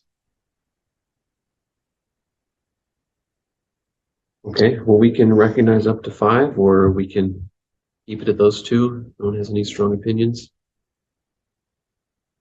The country club, do we pay for using that for the high school golf? No. I think we should nominate Dodge Point if we have it before, maybe do 3. Kind of a nice variety of like Yeah. different, different ways they engage with us as a district. Okay, so Dodge Point, AB Electric, and Barn Scrapers. Mhm. Sounds good. We need to make a motion or vote on that. Yes, you do. Okay. So I'll take a motion that we nominate those three businesses. Did you get them, Angie? Okay. Moved. Harris Second. and Skelding. Any further discussion? Aye. Anyone opposed? I just want to say thanks to all those businesses that were named. Just awesome community support's been, just continues to grow. I don't Really see great. anything changing. So, in another year, you might come right back to that same list and pick some more businesses off of there. Can you email that to Erin so we can put that on our Share. parking lot? Okay, thank you. Which email do you want up? The school email. School email. Yeah, thank you. Okay. Next is approving the academic standards for the upcoming school year. So in your board book and online, you have basically the only thing that we do year over year is basically update the date. It's the state academic standards. We support them. We adopt what the state says our academic standards should be. The one caveat to that, we're looking at adding marching band for a quarter credit of Phi Ed. Mr. Awesome, would you like to speak to that? So one of the things is we try to look at opportunities for kids is to just kind of expand what we can offer. Marching band is you have camp during the summer. Obviously they have 3 parades. They do the football games and stuff. We feel that it is pretty rigorous when it comes to that stuff. They're actually out in the heat sweating a lot when they're at camp. But when talking with Miss Brunson and trying to be a little more creative with some ideas to allow kids a little more flexibility, because if you're in band and choir or in the band and that, it's kind of hard to get some of those other classes in at times. So this allows them a little more flexibility. We are looking at a quarter credit per year. So they can earn up to a credit of Phi Ed, so they'd still have to take an in-person Phi Ed class. We would retroactively go back for this year's senior class and go back because there's some that would benefit from that. Allow them to actually take a couple other classes that they would like to get in, but they have Phi Ed there. But just gives our kids a little more flexibility with some scheduling stuff. But I think after talking with Mr. Carr about it, with Miss Brunson, I think it's a pretty good plan. We would have to obviously take attendance and make sure that they're getting signed off on that because we would have to have a Phi Ed teacher sign off on it. Mr. Carr in this case, but so that was kind of some of the conversations Miss Brunson and I had. It allows for flexibility and opportunities for kids. So Is Mr. Nevers in favor of this and Yes. in favor of having to track it and Yep. all of that? Yep, that actually, I think that started with him coming to Mrs. Brunson as one of the ideas. Okay. So Are both courses non-counting for GPA, we, Phi Ed and band? they Or do they both count? both count towards Okay. GPA. So they both would have the same effect on class standing. This just adds a little caveat to that part. Like I said, and all of our kids are busy. Trust me, they're all so involved in stuff. But I know when you want to be in band and choir and try to be in some of these other things, it's very difficult. I think that just encourages more kids to be in band because you can get that side of it, and then they still have the opportunity to do some of the other things they'd like to do. So Is that affecting this academic standard? Or does it affect our handbook where it says what it takes to get the credits to graduate? I think it can fall under this. Once they approve it here. That was my question for clarity. Are we amending the academic standards to include this, or are we amending the handbook? It'll be in the handbook. The standards talk, there's a requirement for physical education. Okay. So it's just, so you would be approving the standards, which include the physical education. The handbook itself would then add quarter credit for marching band. And this is, sorry, go ahead. No, I was just gonna get one more layer of clarification. So like in a real kid's life, they make a choice between band or PE or whatever in their standards. What does that do to their graduation calculation? Like, are we changing that? No. No, Okay. that Maybe wouldn't that was change clear to anything. everybody else. But But basically, you just add, we would have to manually put in the quarter credit for the marching band. Students have to have 1.5 credits of PE to graduate. So they could get 1 credit through being part of marching band For 4 years. for 4 For 4 years. years, yes. And then, as Mr. Austin stated, they would have to take At least one. at least 1 semester of PE Your weight training or PE. to get that half credit. But that also allows them, because we have students who have to take band independent study because they want cap physics. The other place it works is same hour band, so we have students that are overlapping and doubling up, and it just provides more opportunities for our students if this is an option for them to get a credit of FIAD. So if a student is also a varsity athlete and participates in a sport, I understand that they can get a half a credit of PE, is that correct? They As an could. That's So- not anything that's been approved by the school board. For what? Well, they can get a half a credit for being in a varsity sport as a junior, senior year. We proved that. So last year. we could have students who never take a PE class in high school if they are in band and they also do something not during marching band season, a fall sport, they play basketball or they wrestle and they are in band. It's a very small number. I went through that. It's a very, very small. Honestly. The beauty is our kids are busy. Well, and the whole goal One of of the PE credit is to have them be physically active, which, Correct. right, it's, Marching band. Marching So band. 45-minute PE class versus a 2-hour practice, or 45-minute PE class versus the marching band practices, rehearsals, and performances. They're being active. I guess to Joni's point, do we have any major concerns that there's a key portion of the PE curriculum that is so critical that no student should miss out on it? You know what I'm saying? I'm not aware of any, but I would say no. One of the questions I've answered a few times over years is, do we in FIAD, do we ever give our kids an opportunity to participate in activities that are lifelong? And my answer is always yes. We provide opportunities to go canoeing, golf, bowling, archery, snowshoeing, snow skiing, tennis. I mean, our FIAD teachers have units that address all of those things. And it's like, yeah, I'm not the dodgeball kid, or I'm not the, kickball kid, but there are other things that students are able to do that promote lifelong activity and give kids those opportunities. yeah. Or a pickleball champion. Yeah, amen to that. We need more fledgling P-ballers. So Matt said that health is separate, so Correct. that's a separate credit that's required for all students and cannot be excused out of. Correct. And that's a 1 semester, One semester. half credit kind of Correct. thing. During your Correct. freshman. Okay, got it. So it seems to me, changing this requirement, Will fall under the handbooks, but we wanted to make sure that there was an adequate opportunity to have this conversation. So that's why Okay. we just asked to bring it up at this point. so just for procedural sake, we should probably just make a motion to approve the academic standards and then make a motion to approve the handbooks with this amendment. Correct. Yes. Okay. I don't think we have a motion in a second on these academic standards, do we? I don't believe we do. Okay. Can we start there? I'll make a motion to approve the academic standards as presented. I'll second. Any further discussion on that? Yeah, I just want to clarify something in, that the academic standards that the state of Wisconsin sets, that these are required educational components.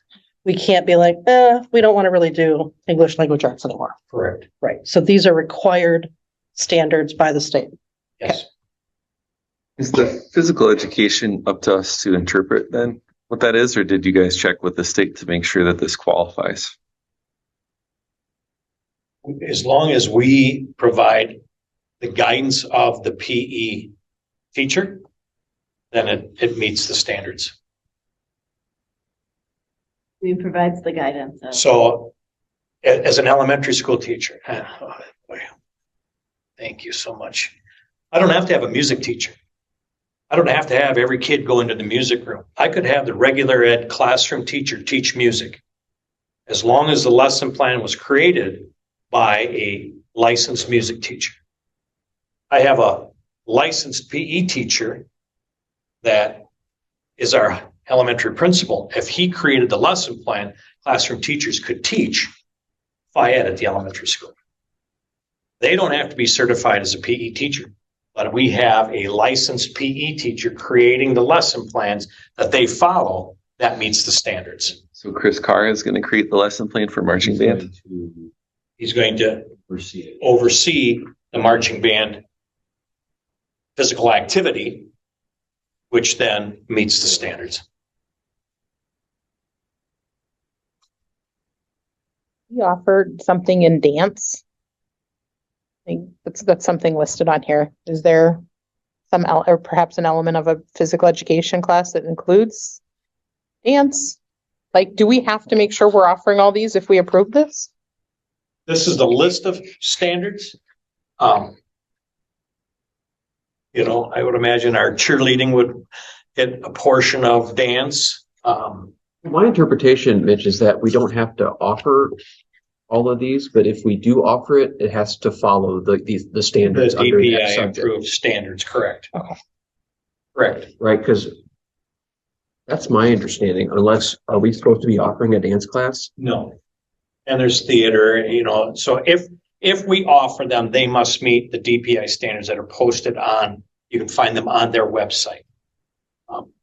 We meet all of the requirements. So 4 credits of English, 3 credits of math, 3 credits of science. The school district requires more social studies than the state requires.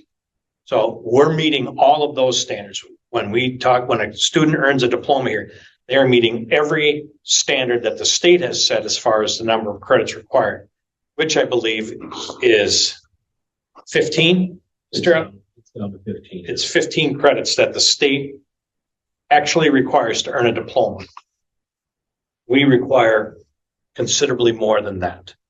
You know, but we're making sure we meet all of those standards. Plus Mineral Point has their own requirements. You know, the social issues in government, that SIG credit is something that Mineral Point has required forever. You know, as long as I know. But that's not a state requirement. So we're hitting all the requirements of the state. Any standards that we teach, we're following the standards that are laid out in front of us. So just to clarify, as long as the lesson is being guided or written by a licensed PE teacher, then it would qualify for physical education.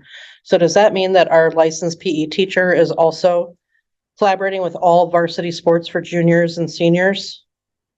And we have documentation of that, so that's all covered? Mr. Schultz oversees that.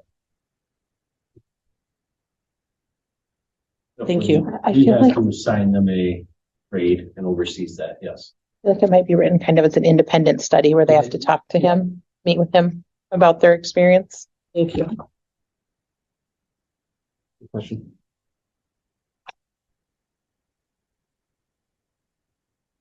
I just want to say, just from my talkings with kids in music and band, they're going to be very excited about this change in credit. Okay, we're voting on the academic standards right now. Yes. Yes. Bush, Yes. No. Heiser, Yes. Johnson, Yes. Dunn. Yes. Next is approval of the handbooks, each building level. So this change to credits for PE would go under the high school student handbooks. Yes. And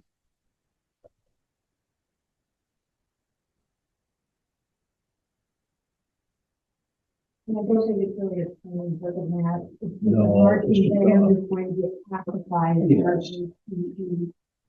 It would be counted underneath each 4 as a graduation requirement.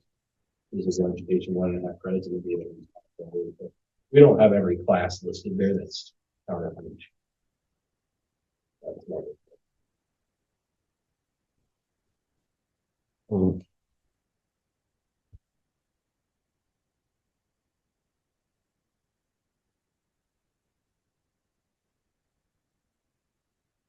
So there will be no statement added that clarifies that if you attend marching band or I I'm guess sure on Erica's. marching website, band is Yeah. quarter all of- credits. All of her. Within curriculum. Erica's files, yeah. Okay. Like when you look at, Dr. Dunn, when you came for for that freshman orientation night, that would be added to her information. Mhm.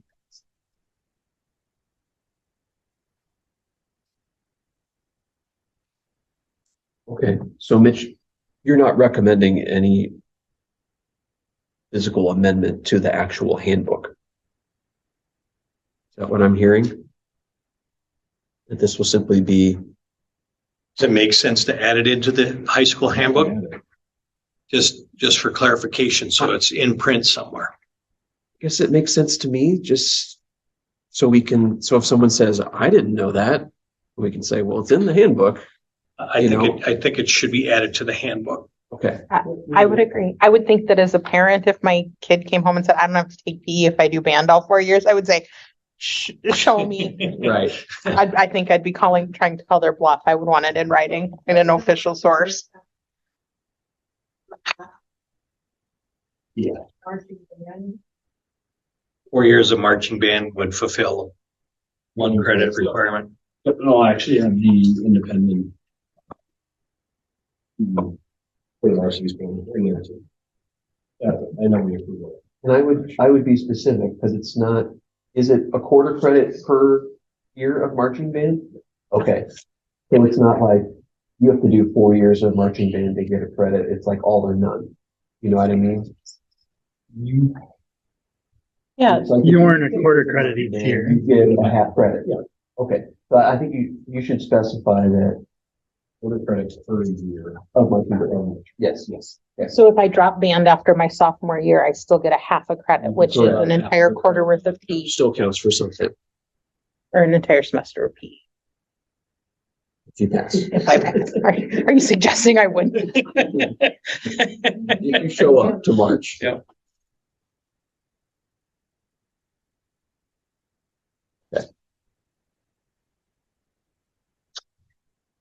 I have a question about about the handbook.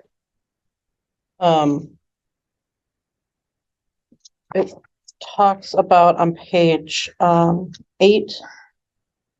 At the bottom, flagrant violation of student code and responsibility, You're a high school student. Remember? This is the middle school one. middle school. Okay. Is that student code and responsibility listed somewhere in here? Or am I just completely missing it? So is it the thing at the very front? The code of ethics? What is the main, what is the like, often? At the bottom. On the bottom of page 70, it says the flagrant violation of student code and responsibility. Is the student code and responsibility listed in here? The responsibility is on page 2 or 3. I almost wonder if the printed one didn't show correction. It's not in color, so So like here, this responsibility, look on page 2, it should say, students have the following responsibilities while members of the Mineral Point Middle School. Responsibilities, and then there's a bulleted list. Yeah, is this the conduct? You're in code the here? athletic one. Middle school athletic. Yep. Okay. and I'm asking Oh, this flagrant violation of student code and responsibility. Where is the student code and responsibility listed? Right here. Your code, athletic code.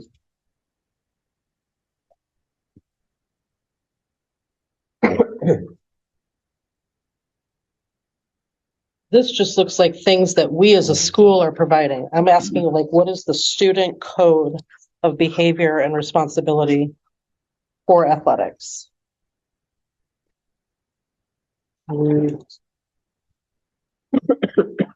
So you're in group. I believe it actually starts on You're in page 68, the board book, Group A, eligibility, academics, attendance, conduct.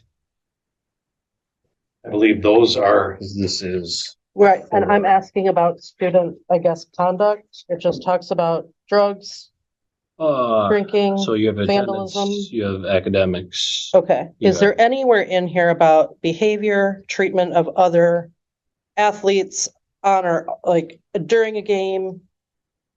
Go to the middle school student handbook on page 2.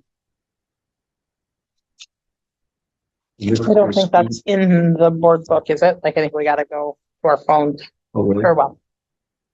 yeah, that's your board pack would have been 300 pages. Oh, So Here, I do we have somewhere a list of how we expect students to behave during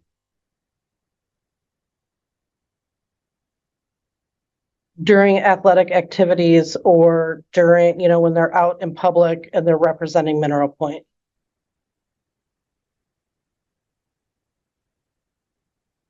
you see how that That's not says, it. that says things like, treat each other as individuals with dignity and respect. Consider and respect the point of view of others, promote a safe environment. Respect and protect school properties and materials. So there's your expected. Those kind of things. Expect the students to conduct themselves in an appropriate manner on school sponsored trips.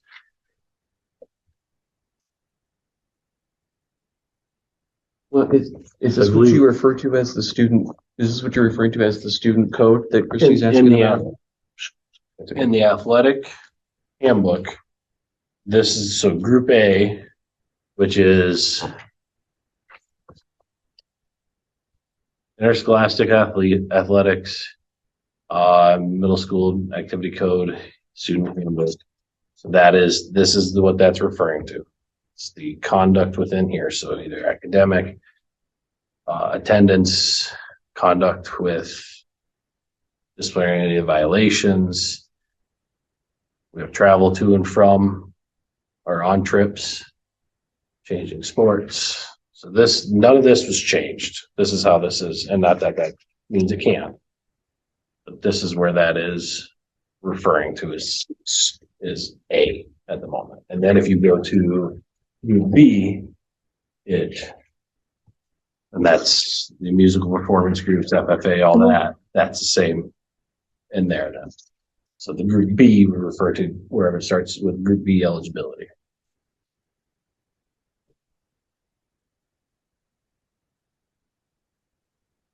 Are you asking like first offense, second offense, third offense? No, I'm asking about how we expect our Mineral Point students to behave towards each other, other teams, while they are participating in a sport and or representing Mineral Point in any way out in the public.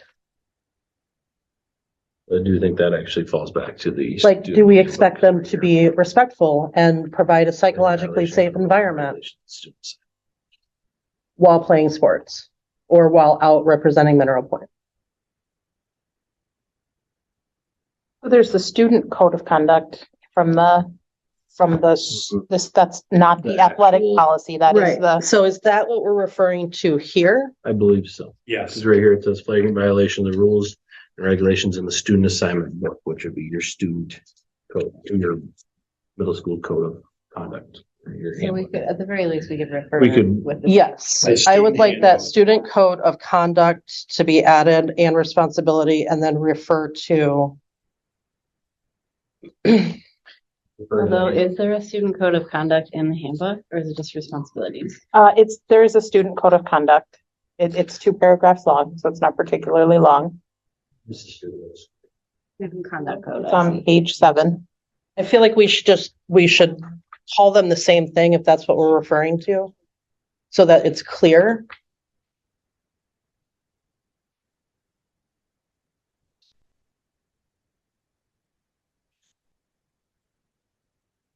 What do you want it to say there? I just want them called the same thing. And then refer to So if it's supposed to be the student handbook, code of conduct. or- Because under group B, it does refer to student handbook. That just needs to be updated. Okay.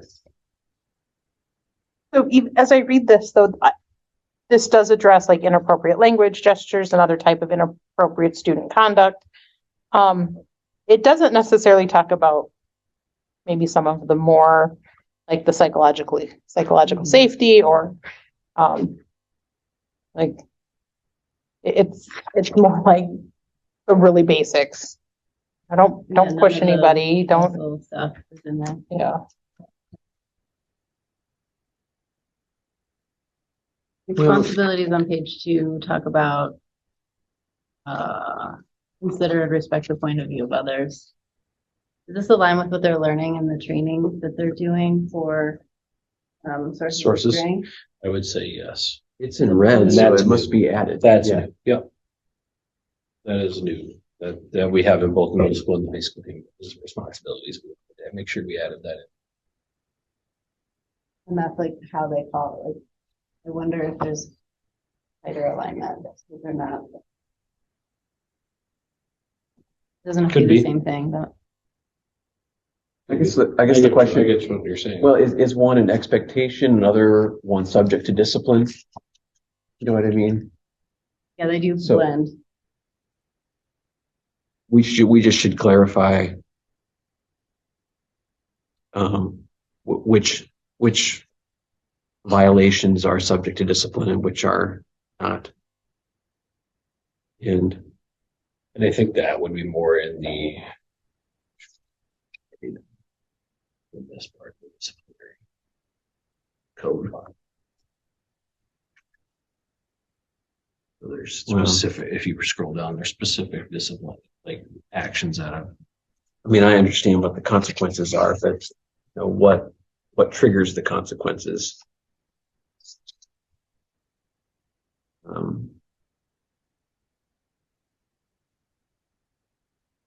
That's a really good question, Aaron. You know, like it says here that the principal and activities / athletic director are responsible for enforcement, but what, is there a process in here? And maybe again, I've missed it, of where's the coach responsible for the behavior of the team or, you know, anything like that? Like the person who's actually there during the game, because the principal and the athletic director might not be at every single game, correct? Right. Right, so. There's a coach's code of ethics Mhm. on page 4 of the middle school activity handbook.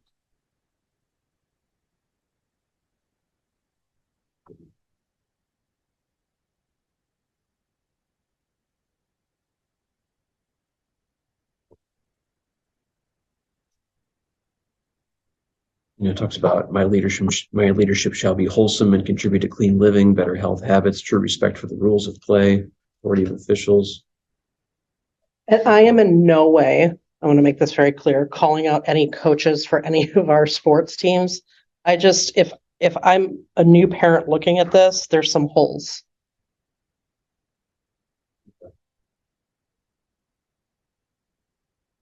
Like if I'm looking at this, it says principal and activities athletic director are responsible for enforcement. But nothing about where the coaches might, you know, play a role, you know, like if the coaches see something, the coaches say something to the athletic director. And then this student code and responsibility, I just, like you said earlier, like the language needs to be aligned so that it's clear. Yeah, and if in group B, it refers to the student code of conduct, I want it also in group A. I don't have it.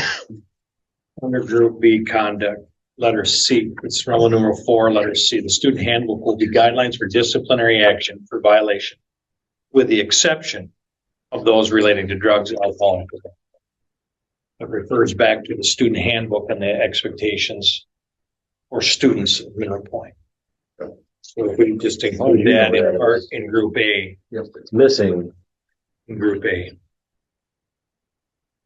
Yes, that's missing in, yeah, group A. Yep. 6, 7, 8.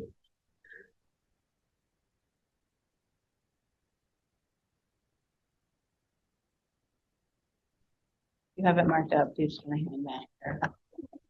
I just want to make sure we have the right, and maybe Mr. Wayner probably has it marked correct. It's page 10 of the middle school athletic handbook or activities handbook. Student handbook, okay, C, under yeah, C. yep. Yeah, letter C under. So that needs to be,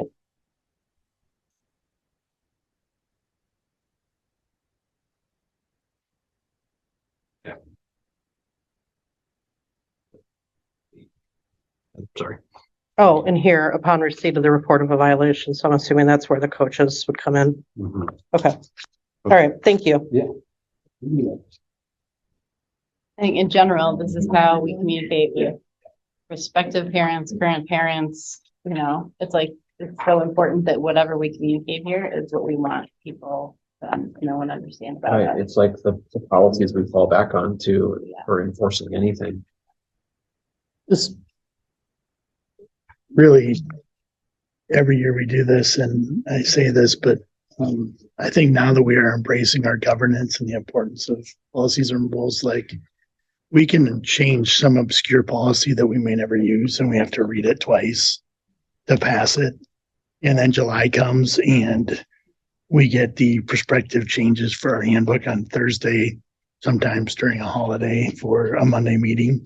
And it feels like it just should be something that we put our hands on more and take more ownership of.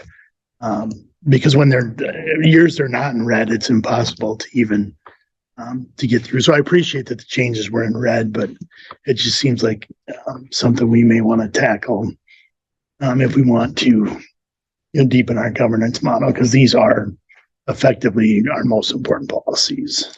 And how much is the athletic director part of the updates to this?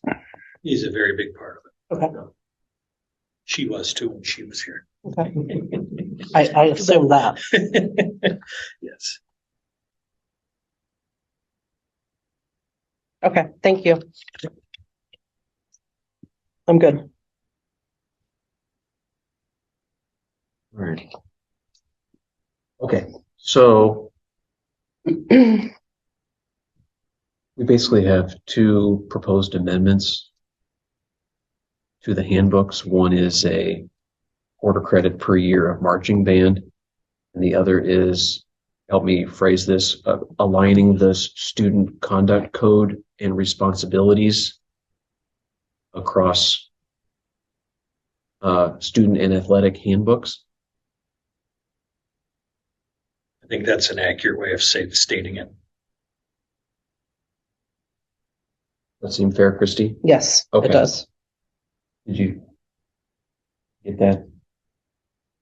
Oh, well, I guess I would take a motion to approve the handbooks with those two amendments as stated. So approving the handbooks for each building level, athletic, safety, and Pointer Kids Club. Was there any major changes?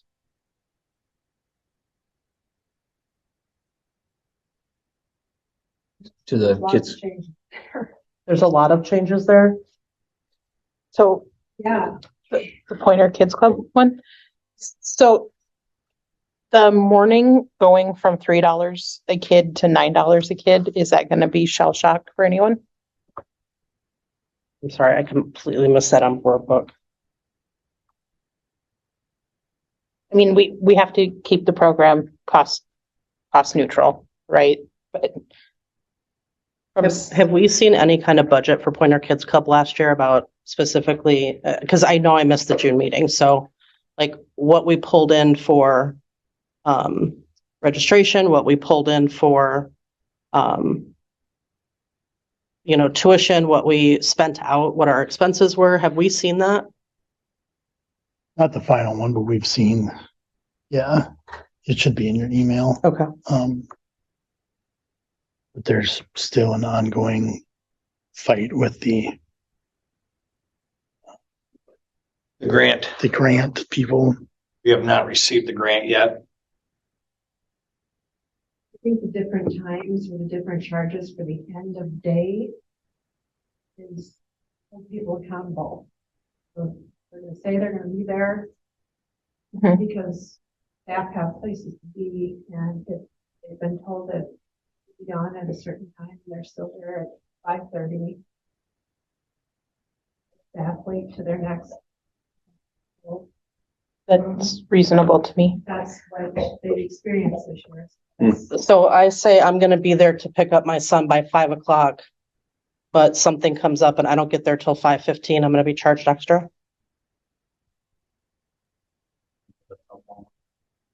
An extra $1 per 30 minutes. And Which, you might be granted a few of those days, but when it's a habitual, I think that's what they're finding. That is being. I know places where it's $1 a minute. So Yeah, a dollar so $1 for every 30 minutes.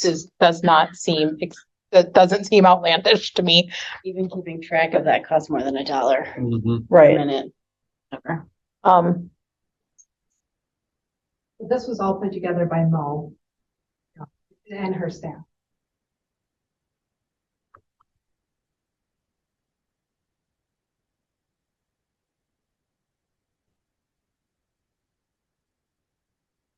Yeah, where is it in elementary handbook that it says that? No, it's the No. Pointer Kids Club. In the PKC handbook.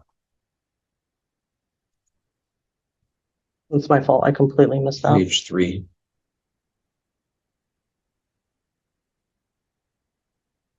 The old, the red was completely come out, the green's going in. The pay. Oh, wow, yeah. So we're not doing the per week thing, is gone entirely. So back to Christie's point, if you look at that, it's $1 per minute after your elected pickup time. $1 per half hour. No, Return checks, late pickup fees. Oh, there we go. There will be a $35 return check fee and an overtime charge of $1 per minute after. And then 6 p.m. is crossed out, elected pickup time. Okay. So if you come at 5:15, you owe an additional $15. so if you pre-select and change your time from 5 to 5:30 for the rest of the school year, then it'll be $1 per day. But after you select your plan, But if you're 30 minutes late, it'll cost you $30. Correct. And see both sides of that argument. As it a- does say if chronic pickups after selected pickup time, the rate will bump up to appropriate level. I want that to So- be very clear. What is that? Right. I mean, So can we approve these separately? The handbooks? Mhm. Absolutely.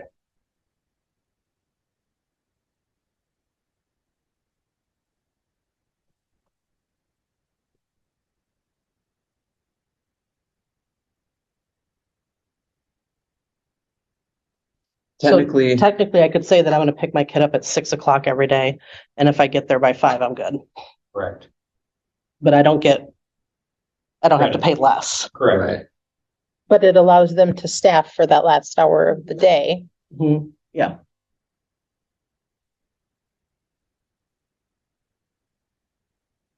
So I if recommend you if certain handbooks are not approved tonight, they We bring them back at the next can be month. approved at the August meeting. When do they get released to families? At orientation, Registration will be released. That's when student registration is.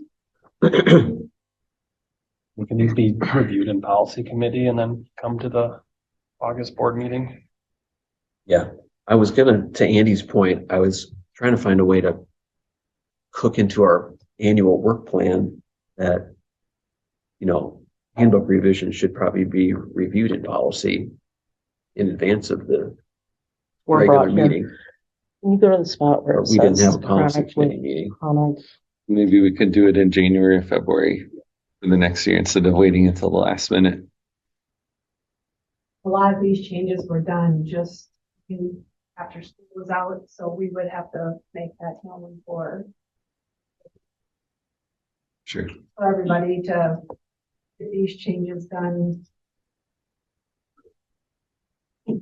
Why would you want it 6 months in advance? Just, it was a hypothetical, but just, Sure. you don't have to wait until a July meeting a week before. I like the idea of a deep dive, and I agree that this is the sort of biggest opportunity for the board to have impact on actual. Yeah. You know, I talk to sometimes the old board members that say, oh, I didn't realize everything's kind of set in stone and you just sort of show up and vote.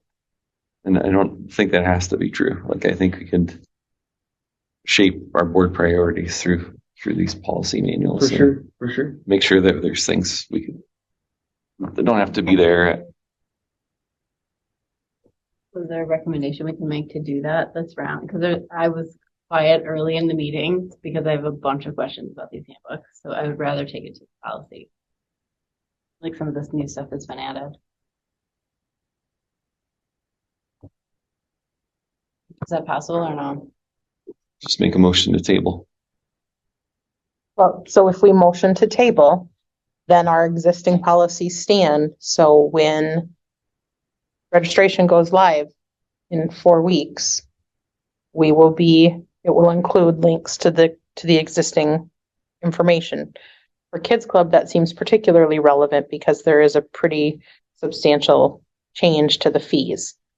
And I have no doubt that those fees have been put in place to make sure that that program remains budget neutral. And you're saying that registration goes live the July 24th?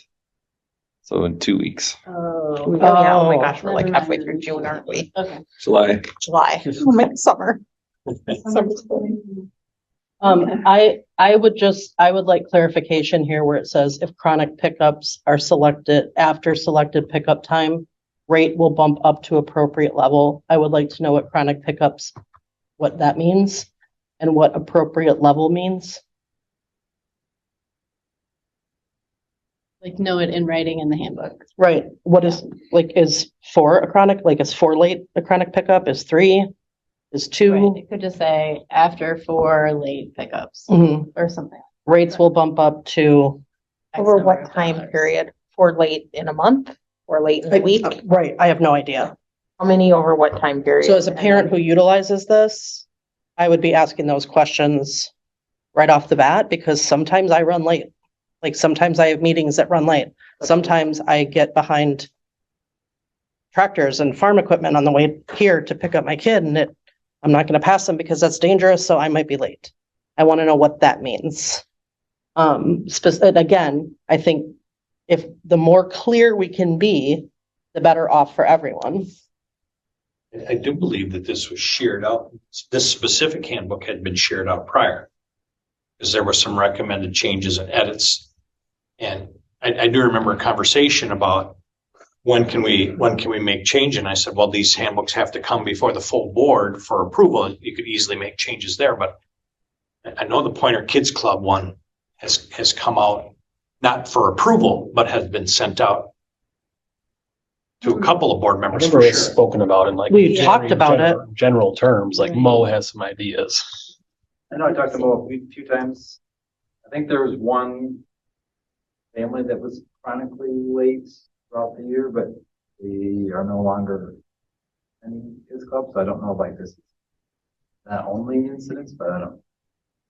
You didn't talk more about chronic after just that one family. Okay, so if this has to be approved tonight, then let's determine that chronic pickups are. Then we have to determine that, correct? If we're going to approve these tonight? You can. Yeah, we can amend it. We don't have to approve it tonight. So I think it sounds like, so school registration or Pointer Kids Club registration starts July 24th. One and the same. Okay, so, we could have a policy committee and another special meeting prior to July 24th is one option. Or if someone has a clear idea of how they want to amend this and pass it now, I'm okay with that. It is 8:05. Tom, do you have a suggestion since you're kind of closer to this? chronic one, Right. we do like a 2 week span. But a month might be a long time to kind of. Yeah, that's fine. How many in 2 weeks? How many late pickups in 2 weeks? Three then. I don't think there's that many after the. There was a couple times they were showing up like at 6:15. But after that, like there was usually like 1 or 2 kids left by close to 6. And that was it. I don't think there was too many late. If we can say if you are. So if chronic pickups, 3 late pickups within a 2 week period. That's fine. And then rate will bump up to appropriate level. I don't know what that means. I read that this way. If you keep saying, I'm going to be there at 4:30, but you're not getting there till 5:30, Mhm. that your rate would bump up to the 5:30 time slot, meaning you're paying $8 a day versus $6 a day. Then where does the $1 a minute? The $1 is only after. Until 6. you're bumped up. Not in these edits. Out, yeah, that's what it used to be. Right, so until you're bumped up to the 5:30 time rate, you'll be charged an extra minute for every late pickup. Until you hit 3 late pickups in 2 weeks. Then you're you get charged bumped. $1 a minute after your late pickup? Once you're bumped to the 5:30 rate and you pick them up at 5:30 or earlier, then you're no longer charged an overage. See what I'm saying? I do. Okay. Can you word that? Can you wordsmith that so that makes sense to parents? Yeah. If the 6 p.m. wasn't struck, this would be a lot cleaner. Uh-huh. We'd still need to address the chronic pickup thing. Well, it says after elected pickup time, which is, So so that's the if time you chronic pick. pickup, so three late pickups within a 2 week period. After selected pickup time, your rate will increase to the next hourly rate. Well, like Mitch said, I mean, if your rate is, if you're paying the 4:30 rate and you realize that you really don't show up till 5:30, Mhm. you're not going to get bumped to the next up, which is the 5 o'clock rate. You're gonna To get the- bumped up to the 5:30 You rate. Which is bumped up 2 levels. To the rate that most closely matches your So that's why it says appropriate. Pickup time. That's why it says appropriate. Okay. Bump up to the appropriate level. and Appropriate based on your usual pickup time. Closely You matches. probably should say it just that way. Your rate said, will bump up to time that most closely matches your pickup, your Mhm. current pickup time, Your And- late pickup time. your late pickup time. if I'm already paying for the 6 and I'm chronically 5 and 10 minutes late, You're Then paying you a should be dollar a charged minute. $1 a minute. So I think we should unstrike the after. Because that's what that feels like, yeah, that's where it starts to cost the Mhm. staff their lives, Agreed. like afterward. Yeah, because we have staff there till 6 o'clock anyway. but don't you Strike think the they 6. probably have staff that's like, boy, half of the kids were supposed to be gone by 5. And now instead And now of- I have to stay late because so many because kids so are many kids here. were not picked up at 5, Yes. so that still impacts my life. Even though Yes, that is true. I don't That makes sense to me. know that you can strike this, remove the 6 o'clock striking completely. Okay, so I think the return check fee is 1 sentence. An overtime charge of $1 per minute after your elected pickup time will be charged. So when does that happen versus bumping up to, Before you hit your 3 in 2 weeks. okay, so then I think that needs to be stated. So it's That like- would make it more It's like clear. 3 strikes, 3 late pickups, and then you get bumped. But those 3 late pickups you're paying for per minute. I think you know what I'm that saying? needs to be, I think that's how it should be worded then. Yeah, absolutely. Okay, so Who's writing this reflecting down? back on is this something that should go to committee and we should have a special meeting? Because we are spending a lot of time on this. Well, you know, I think part of the board's trying to finalize it now. Okay, Part of the board is ready to move on. So I think I'd rather honestly, I'd rather finalize it now and just be done with it unless there are, Do we feel? I mean, obviously the intent here is don't abuse it. Like, Right. like there are some people who are going to look at that and obviously be like, oh, well, I should just pay for 5:30 instead of 4:30. And, Which is fine.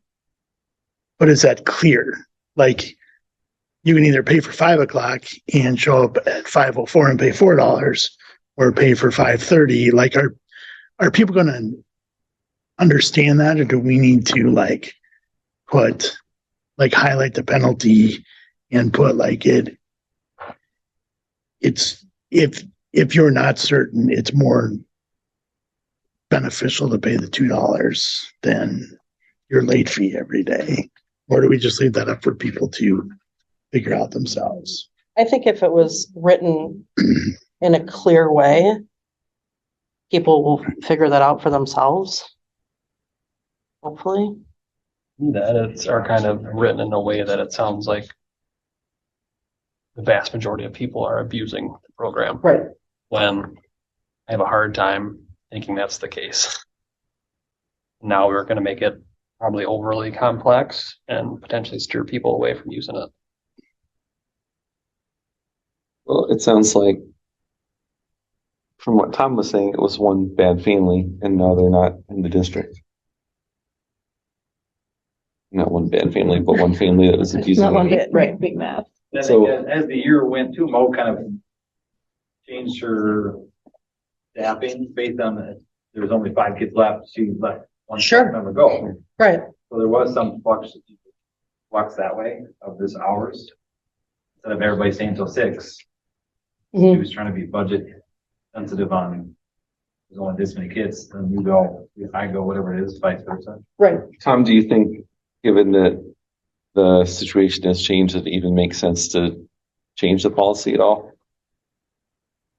It was kind of Mo's idea.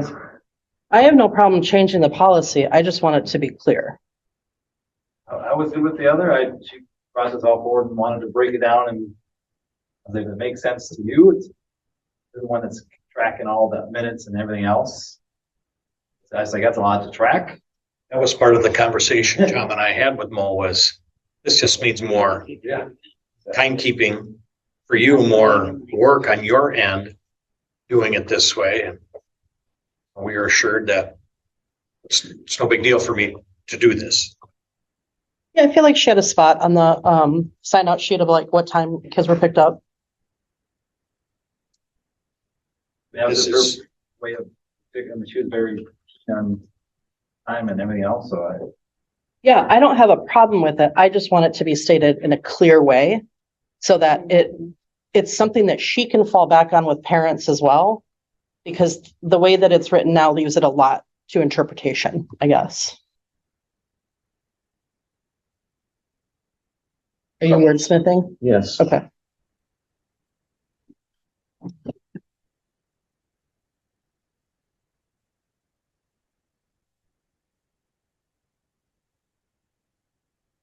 Okay, there will be a $35 return check fee, and overtime penalty will be charged of $1 for every minute over your elected pickup time. Once you reach 3 late pickups within 2 weeks, your rate will bump up to the level most consistent with your current pickup time. Mhm.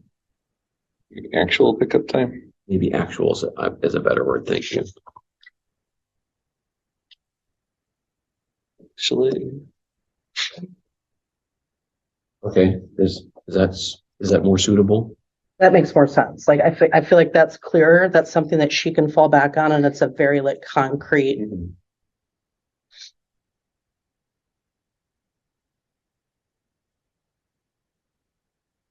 Okay, we can always amend these further in the future at any time. Just FYI, if you like do a second read and want to change it again, but it needs full board approval. And that goes for, so like if Mo changes something about the way that she's doing something at Pointer Kids Club, does she have to come back to us and get that changed in the middle when it happens? Yes. Okay. In the parking lot, can we put like in March or April, we kick off this process next year? I think that's a really good idea. And then like have that person come to the policy council meeting and. So, specific to Pointer Kids Club? Or, No, I think all of them. okay, but I think that our administration has kind of said this is a summertime activity for them that. And But then, we can start at, again, if we start looking at the existing handbook and mapping it onto board goals and existing district file, like, then we can start getting our ducks in a row so that when we can either share things in advance, so that when administrators are doing that. or when their edits come, we're not reading a policy for the, I mean, Right. potentially first time or Right. first time in a couple The years. first Okay. time we're really understanding. Well, I don't think all of a sudden at the end of May is when they get all these ideas of policies that need to be changed. It provides them an opportunity to let us know up front the ones that are already, Mhm. on their mind for. And as long as we're not setting an expectation that like, hey, it's the fourth quarter and we know you've got a million, you're juggling a million things trying to reach the finish line of the school year and hey, do this too. I Okay, think it's on, it's more our responsibility. it's where we start.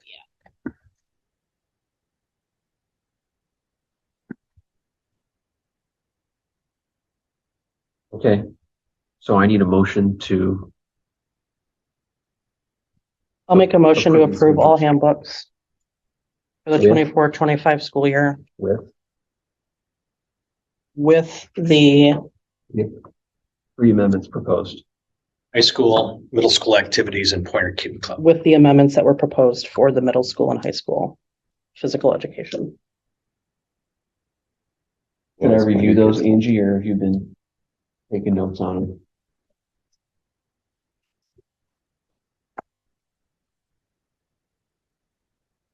The high school is to align physical education. It's the middle school activities handbook that you wanted to reference the student conduct and responsibilities. And then Pointer Kids Club, the verbiage on the late fees. And I have the verbiage in a note in board book that I can retrieve, or maybe you can access it. And these will stay on board book, right?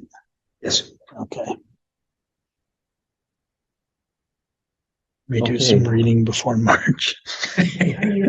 Motion from Johnston, Second, Eisner. Any other discussion? I was just gonna explain I'll vote yes on this, but I wanted to explain my earlier no vote on the band. I just, as a father and also as a soccer coach, in particular, I'd say, I've just noticed that, it's really hard to get kids moving these days. And I feel like I've actually heard about the band thing from band parents, for a while now, for months, and asking where it was with the board and all of that. So I figured at some point we'd hear about it. And I think it actually creates less opportunities for movement in an exercise than more, because I think the kids that are going to do marching band are going to do it anyway. So they're just missing out on PE. I also think that it gets kids out of something, it avoids them making a tough choice, with doubling up on choir and band and maybe other things that they want to do. And I don't think that's really the reality of life. And I think part of our institution is like helping kids learn how to manage difficult choices in life. So that's why I voted no. But I'll be voting yes on this because since it's already passed. And the other thing, and then I support the other changes. Any other discussion? Are we discussion about the changes or about the handbooks in general? We have a motion to pass all the handbooks with three amendments. So would you like to discuss any of that? I would like to, one thing is request the grading policy be added to a policy agenda item. So we can pass it, that can stay in here, but some of the red stuff triggered some questions I have. And then that's a note for, I guess. The one thing that's worth talking about is the responsibilities section that was added. I'm glad we have a responsibilities of students section added. That it's in both the middle school and the high school first couple pages. It struck me as a little strange in a few bullets, like So it talks about attending all school, it basically says follow the attendance policy. That's your responsibility. This doesn't have anything to do with the motion. I'm sorry. Oh, it These doesn't? are things that you could certainly say, yeah, I want to have a policy committee meeting on this and I would like to discuss this, Well, but before you're we not pass making. I'm saying that one, yes. Before we pass this high school family student, whatever, the high school and middle school handbook, I want to make sure everyone has seen these couple bullet points because they're going out into the world as soon as we say yes, correct? That's correct. Okay. So why are we pointing out that students need to abide by search and seizure laws and regulations? It feels inconsistent. Like, shouldn't there just be a follow all the rules and then see all the rules below and then treat others with kindness? Or it felt like there was something happening where we needed to be in search and it felt incongruent as I read these bullets. Like, why are we search and From my seizing our kids as a understanding, responsibility? when we update through this, Janet found these, and another school district standard. We pulled them in and Brooke and I talked about them and thought that they did a nice job of laying out those things. I understand where that one got priced. I was like, what? It's, Is it in response to something? Right. Is something happening where we need to do this? Is it elevated? Should we be aware of something? no, I think it's more to make the kids aware that they have to follow those protocols than anything else. Okay. Um, I just wanted to point it out. I think what sounds like they borrowed it from another school district and that We they didn't did. find anything egregious with it, so they didn't amend it. Okay. My And so, understanding. So, yeah. So next year, when we look at this in advance, we'll take time to align it to other language in our own district potentially. Yeah. Okay. Fine. we certainly take that out of there. That'd be great. Yeah. And it's not just that bullet. It's like kind of all over the place, but that one stood out as like, and why this? Why like be respectful and also search and seizure is a thing you have to pay attention to. It felt like whiplashy. All right, that's it. okay. Anybody else? Go ahead, Angie. Constant, Yes. Sheldon, Yes. Yes. Bush, Yes. Sarah, Yes. Ister, Yes. Dunn. Yes. Okay. Next is to establish an ad hoc committee for the purpose of educating families on cell phone and social media use. This was a recommendation that came out during the board retreat. So in your board book, you have policy 186 that talks about ad hoc committees. Created by the board, should generally be deliberative and advisory in nature. Members of the ad hoc committee will be appointed by the board by a standard majority vote.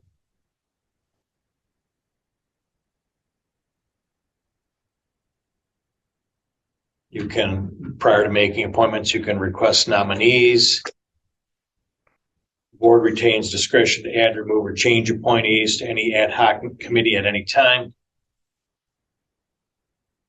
Ad hoc committee is dissolved upon the earlier of either reaching the dissolution date established by the board or completion of the committee's assigned tasks or any decision the board that otherwise dissolves the committee. Quorum of the ad hoc committee should consist of majority of the appointed members.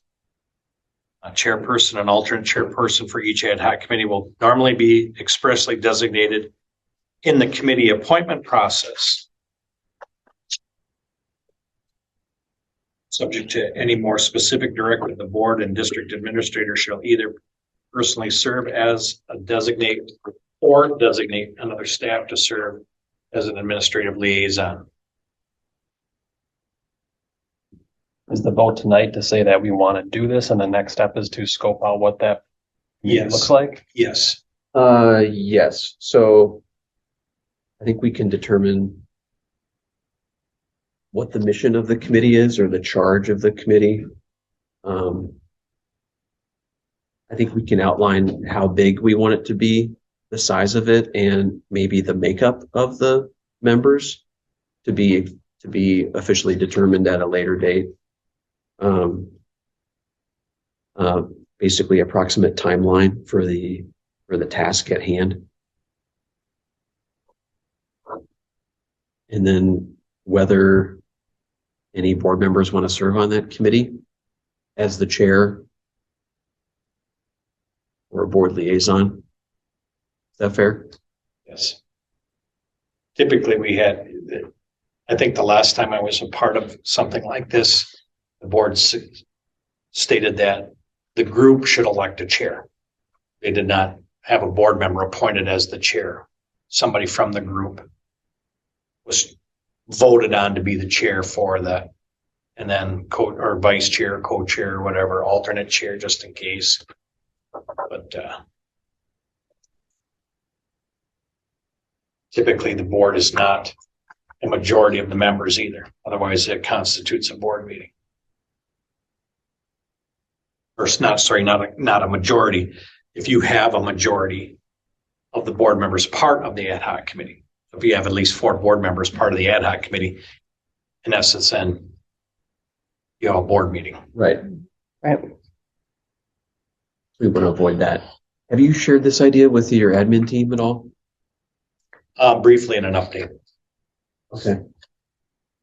I did talk to them, and I think that's why I recommended that the building level principals be a part of it, because they live and breathe the cell phone, social media issues on a day-to-day basis. So I think they can add a perspective that would help with this committee, you know, Right. and trying to get the right information out to families.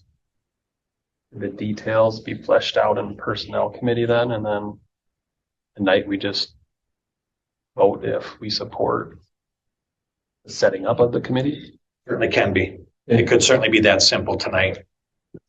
Yeah. I was going to do a personnel committee, right, when you do finance later this month. It can probably be just the first week of August now, Okay. because Right. we set the Fund 46 transfer. So it's going to correspond with that, but now it gives a little more time with the actual budget.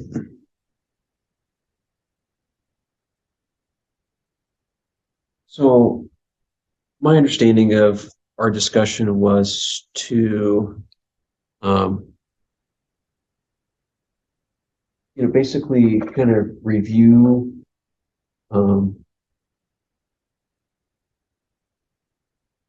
current policies for cell phone social media use across all buildings. Review the current, data science, maybe expert recommendations in terms of how cell phones are and social media are being used in schools, positive benefits, maybe negative effects, maybe best practices for school districts that have successfully navigated cell phone and social media use. And then maybe come up with a, overarching district policy to, for cell phone social media use with all students can be adjusted based on building, obviously. Potentially part of that may be exploring, involving parents in that part of that discussion as well, especially early on. Does that about sum it up? I think on the last part, just sort of coming up with what our advice is to parents or best practices. Right. Like when is it okay for these kids to have a cell phone, or when do we recommend it makes sense that they get a cell phone? Right. And what the limitations should be in getting kids to bed early so that they can come to school and function. So not rules, but just like, this is sort of Right. What we found to What be we found, healthy, right. healthy habits for use of cell Right. phone. What's an appropriate age to start? What are some good, guidelines, those kind of things.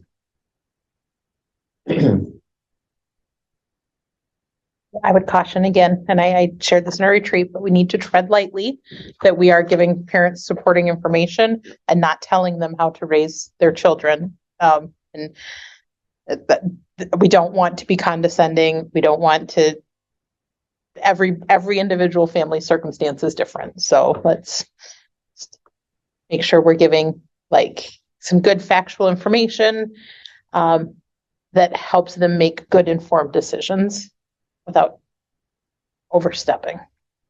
Right. I think a big benefit out of the committee would be using, taking all that data in consideration, all those recommendations, and then deciding what's going to be a rule, what's going to be a limitation, on school property, versus what's going to be simply advisable or recommended. And again, I think the committee's task would be to make recommendations to the board for approval. Play an advisory role to the board. With parent input and teacher and staff input and all of that, So right? that's Yep. the next question is, what's the preferred makeup? I think giving Mr. Wainwright that kind of guidance now would be helpful. So if we go into personnel committee, maybe we could have a list of members that we could nominate for a formal committee. I think you definitely want parents part of that as well as staff from each building. To students to share, like, this is what we're experiencing in the classroom. This is how we're using it.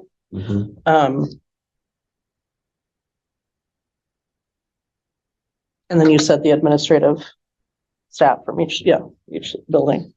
Who would be the personnel, especially I guess middle school, high school level, that would be maybe dealing with some of the negative outcomes in terms of psychological safety and things that might have knowledge of what students experience in terms of negative behavior beyond Certainly say, Danny, our social worker, or Erica, Alex at the elementary school, maybe even Amy, school psychologist.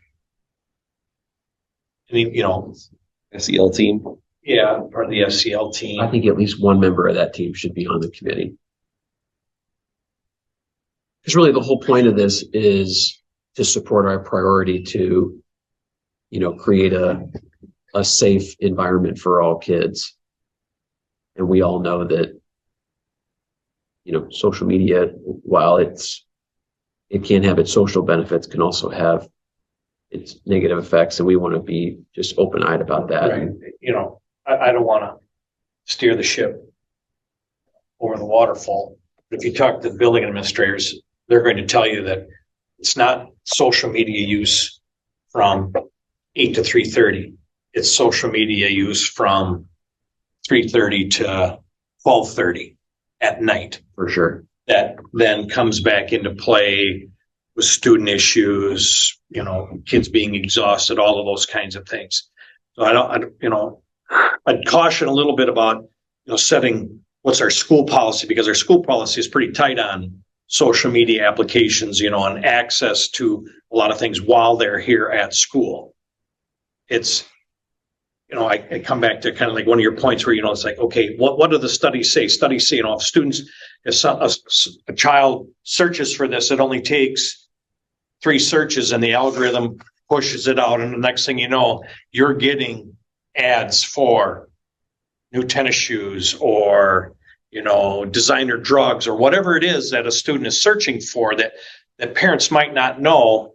And even students might not know that all of a sudden, do I recognize that, geez, I just searched for a trip to Jamaica, and the next thing you know, I've got 6 airlines sending me emails about trips to Jamaica, and here's the prices. And if you wait till here, the price is half. And going to, it's like, okay, what are those algorithms out there? What things are set up by a lot of these companies and present information to families to make informed decisions? So more of an awareness.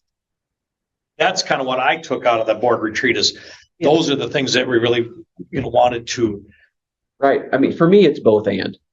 obviously we can't control what happens outside of school. So what can we control in school that's within reason? And then what can we make parents aware of so that they feel that they can make the best decisions they can for their kids, especially early on when the kid's saying, everyone in my class has one. Right. That's where it starts, It and kind of sounds like a little bit. like, Yeah. we're trying to introduce and promote healthy, safe behavior practices with food and Right. whatever. Incorporate something like cell phone and media. Yeah, I think that's a nice thought. I think you can vote to support the creation of an ad hoc committee tonight.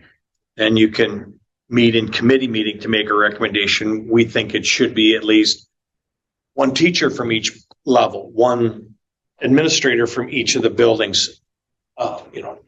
We want 4 parents from the elementary, 2 from the middle, and 2 from the high, whatever it want, you can kind of set those numbers as to the formation of the committee, and then we can push it out, say, we're looking for volunteers to be a part of this. If you're interested, please reach out. That's kind of what we had done the last time then as well, when we had an ad hoc committee.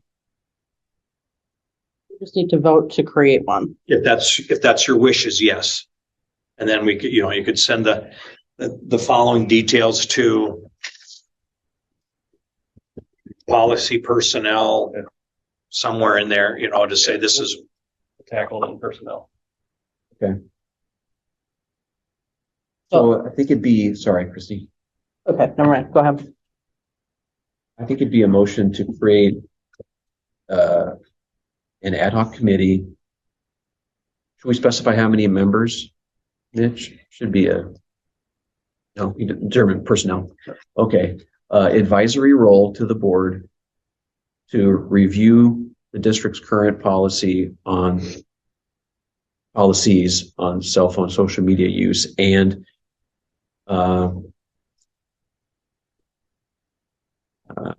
develop a plan to best educate parents and students on Best practices. or best habits or healthy and safe usage of cell phones and social media. How's that sound? Right. G, maybe? And then you'll just bring that back to the board for approval with their charges and timeline.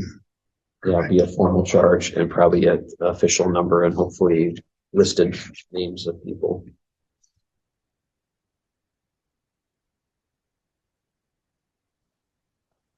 Okay, so I think you made that motion? Yep. Okay, there's a second. I'll second. You know that, Angie? Create an ad hoc committee as an advisory role to the board to create policies regarding.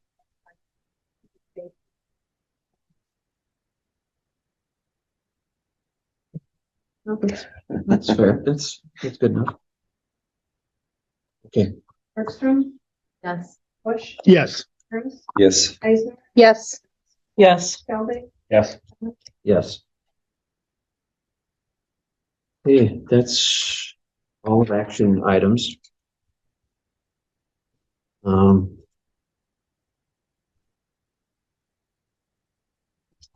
We go to employee services first, Mitch? I guess, because Sure. we might go to closed session there, huh?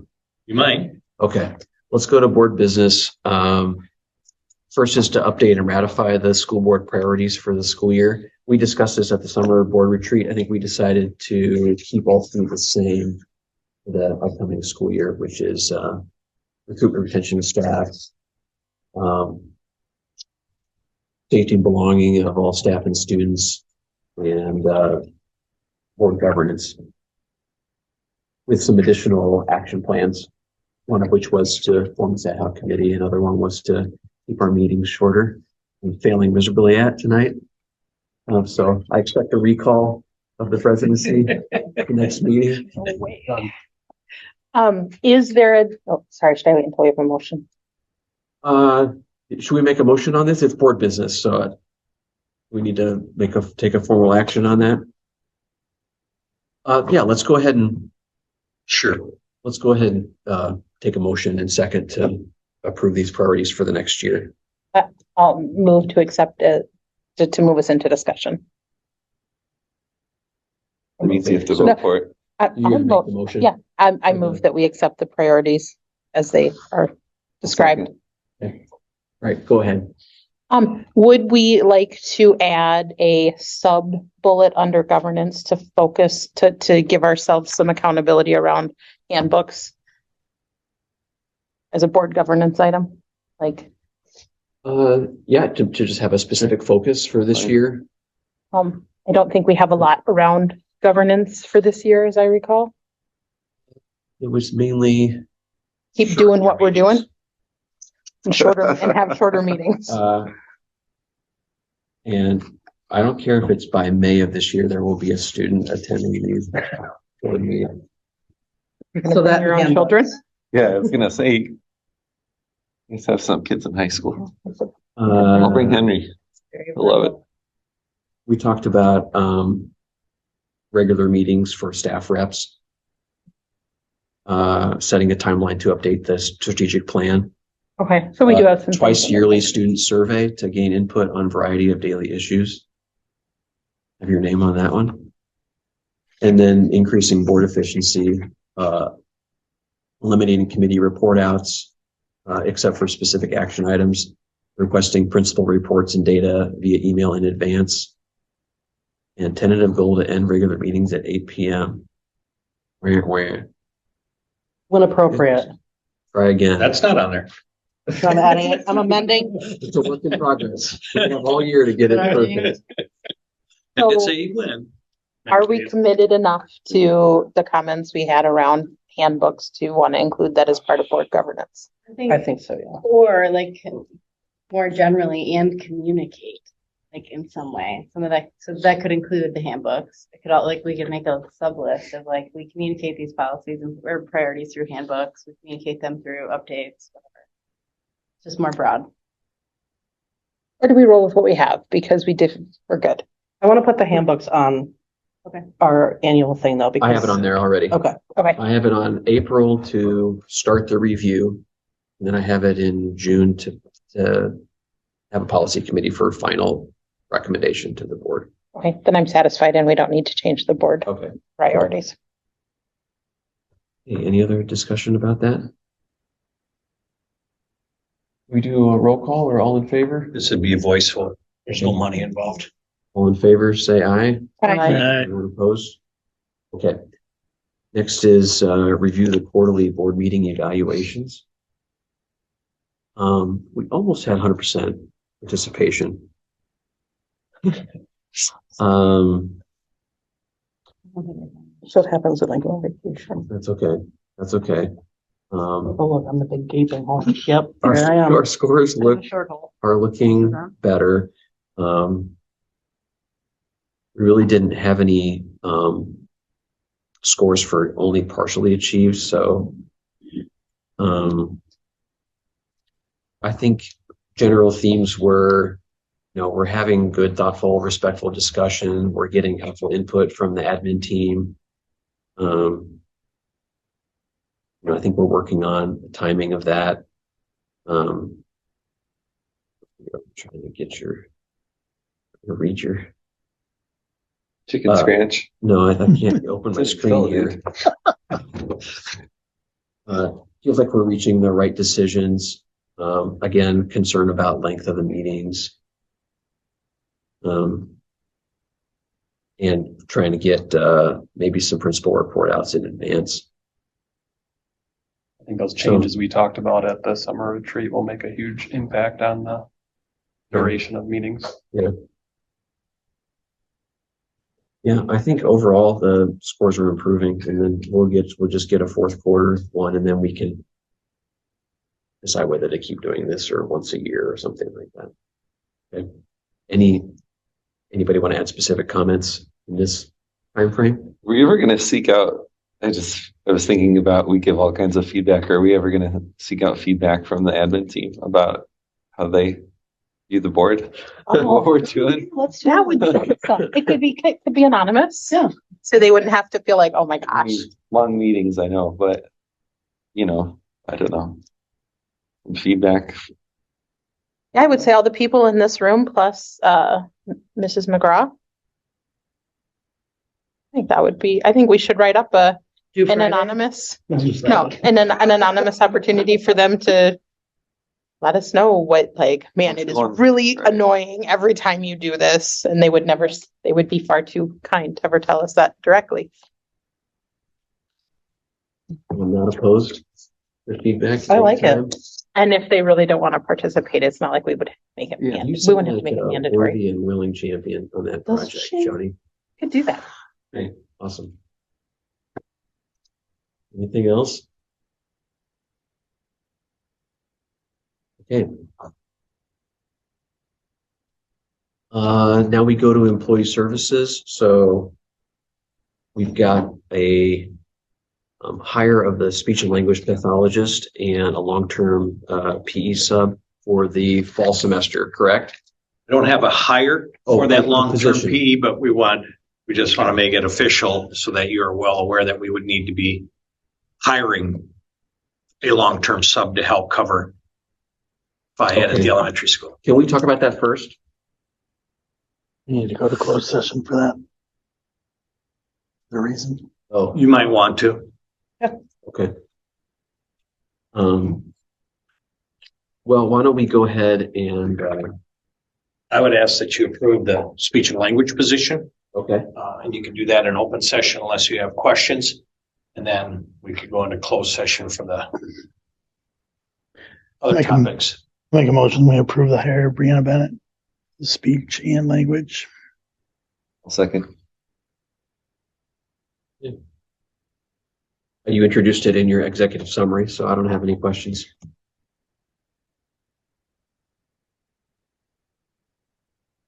Okay, Bush, Yes. Chris, Yes. Eisner, Yes. Johnson, Yes. Skelding, Yes. Bergstrom, Yes. Dunn. yes. I'll move to go to closed session. Second. Okay. We'll be going to closed session to discuss a long-term substitute for the elementary PE teacher position and to review the superintendent evaluation. Roll call? Chris, Yes. Eisner, Yes. Johnson. Yes. Skelding, Yes. Bergstrom. Yes. Bush, Yes. Dunn.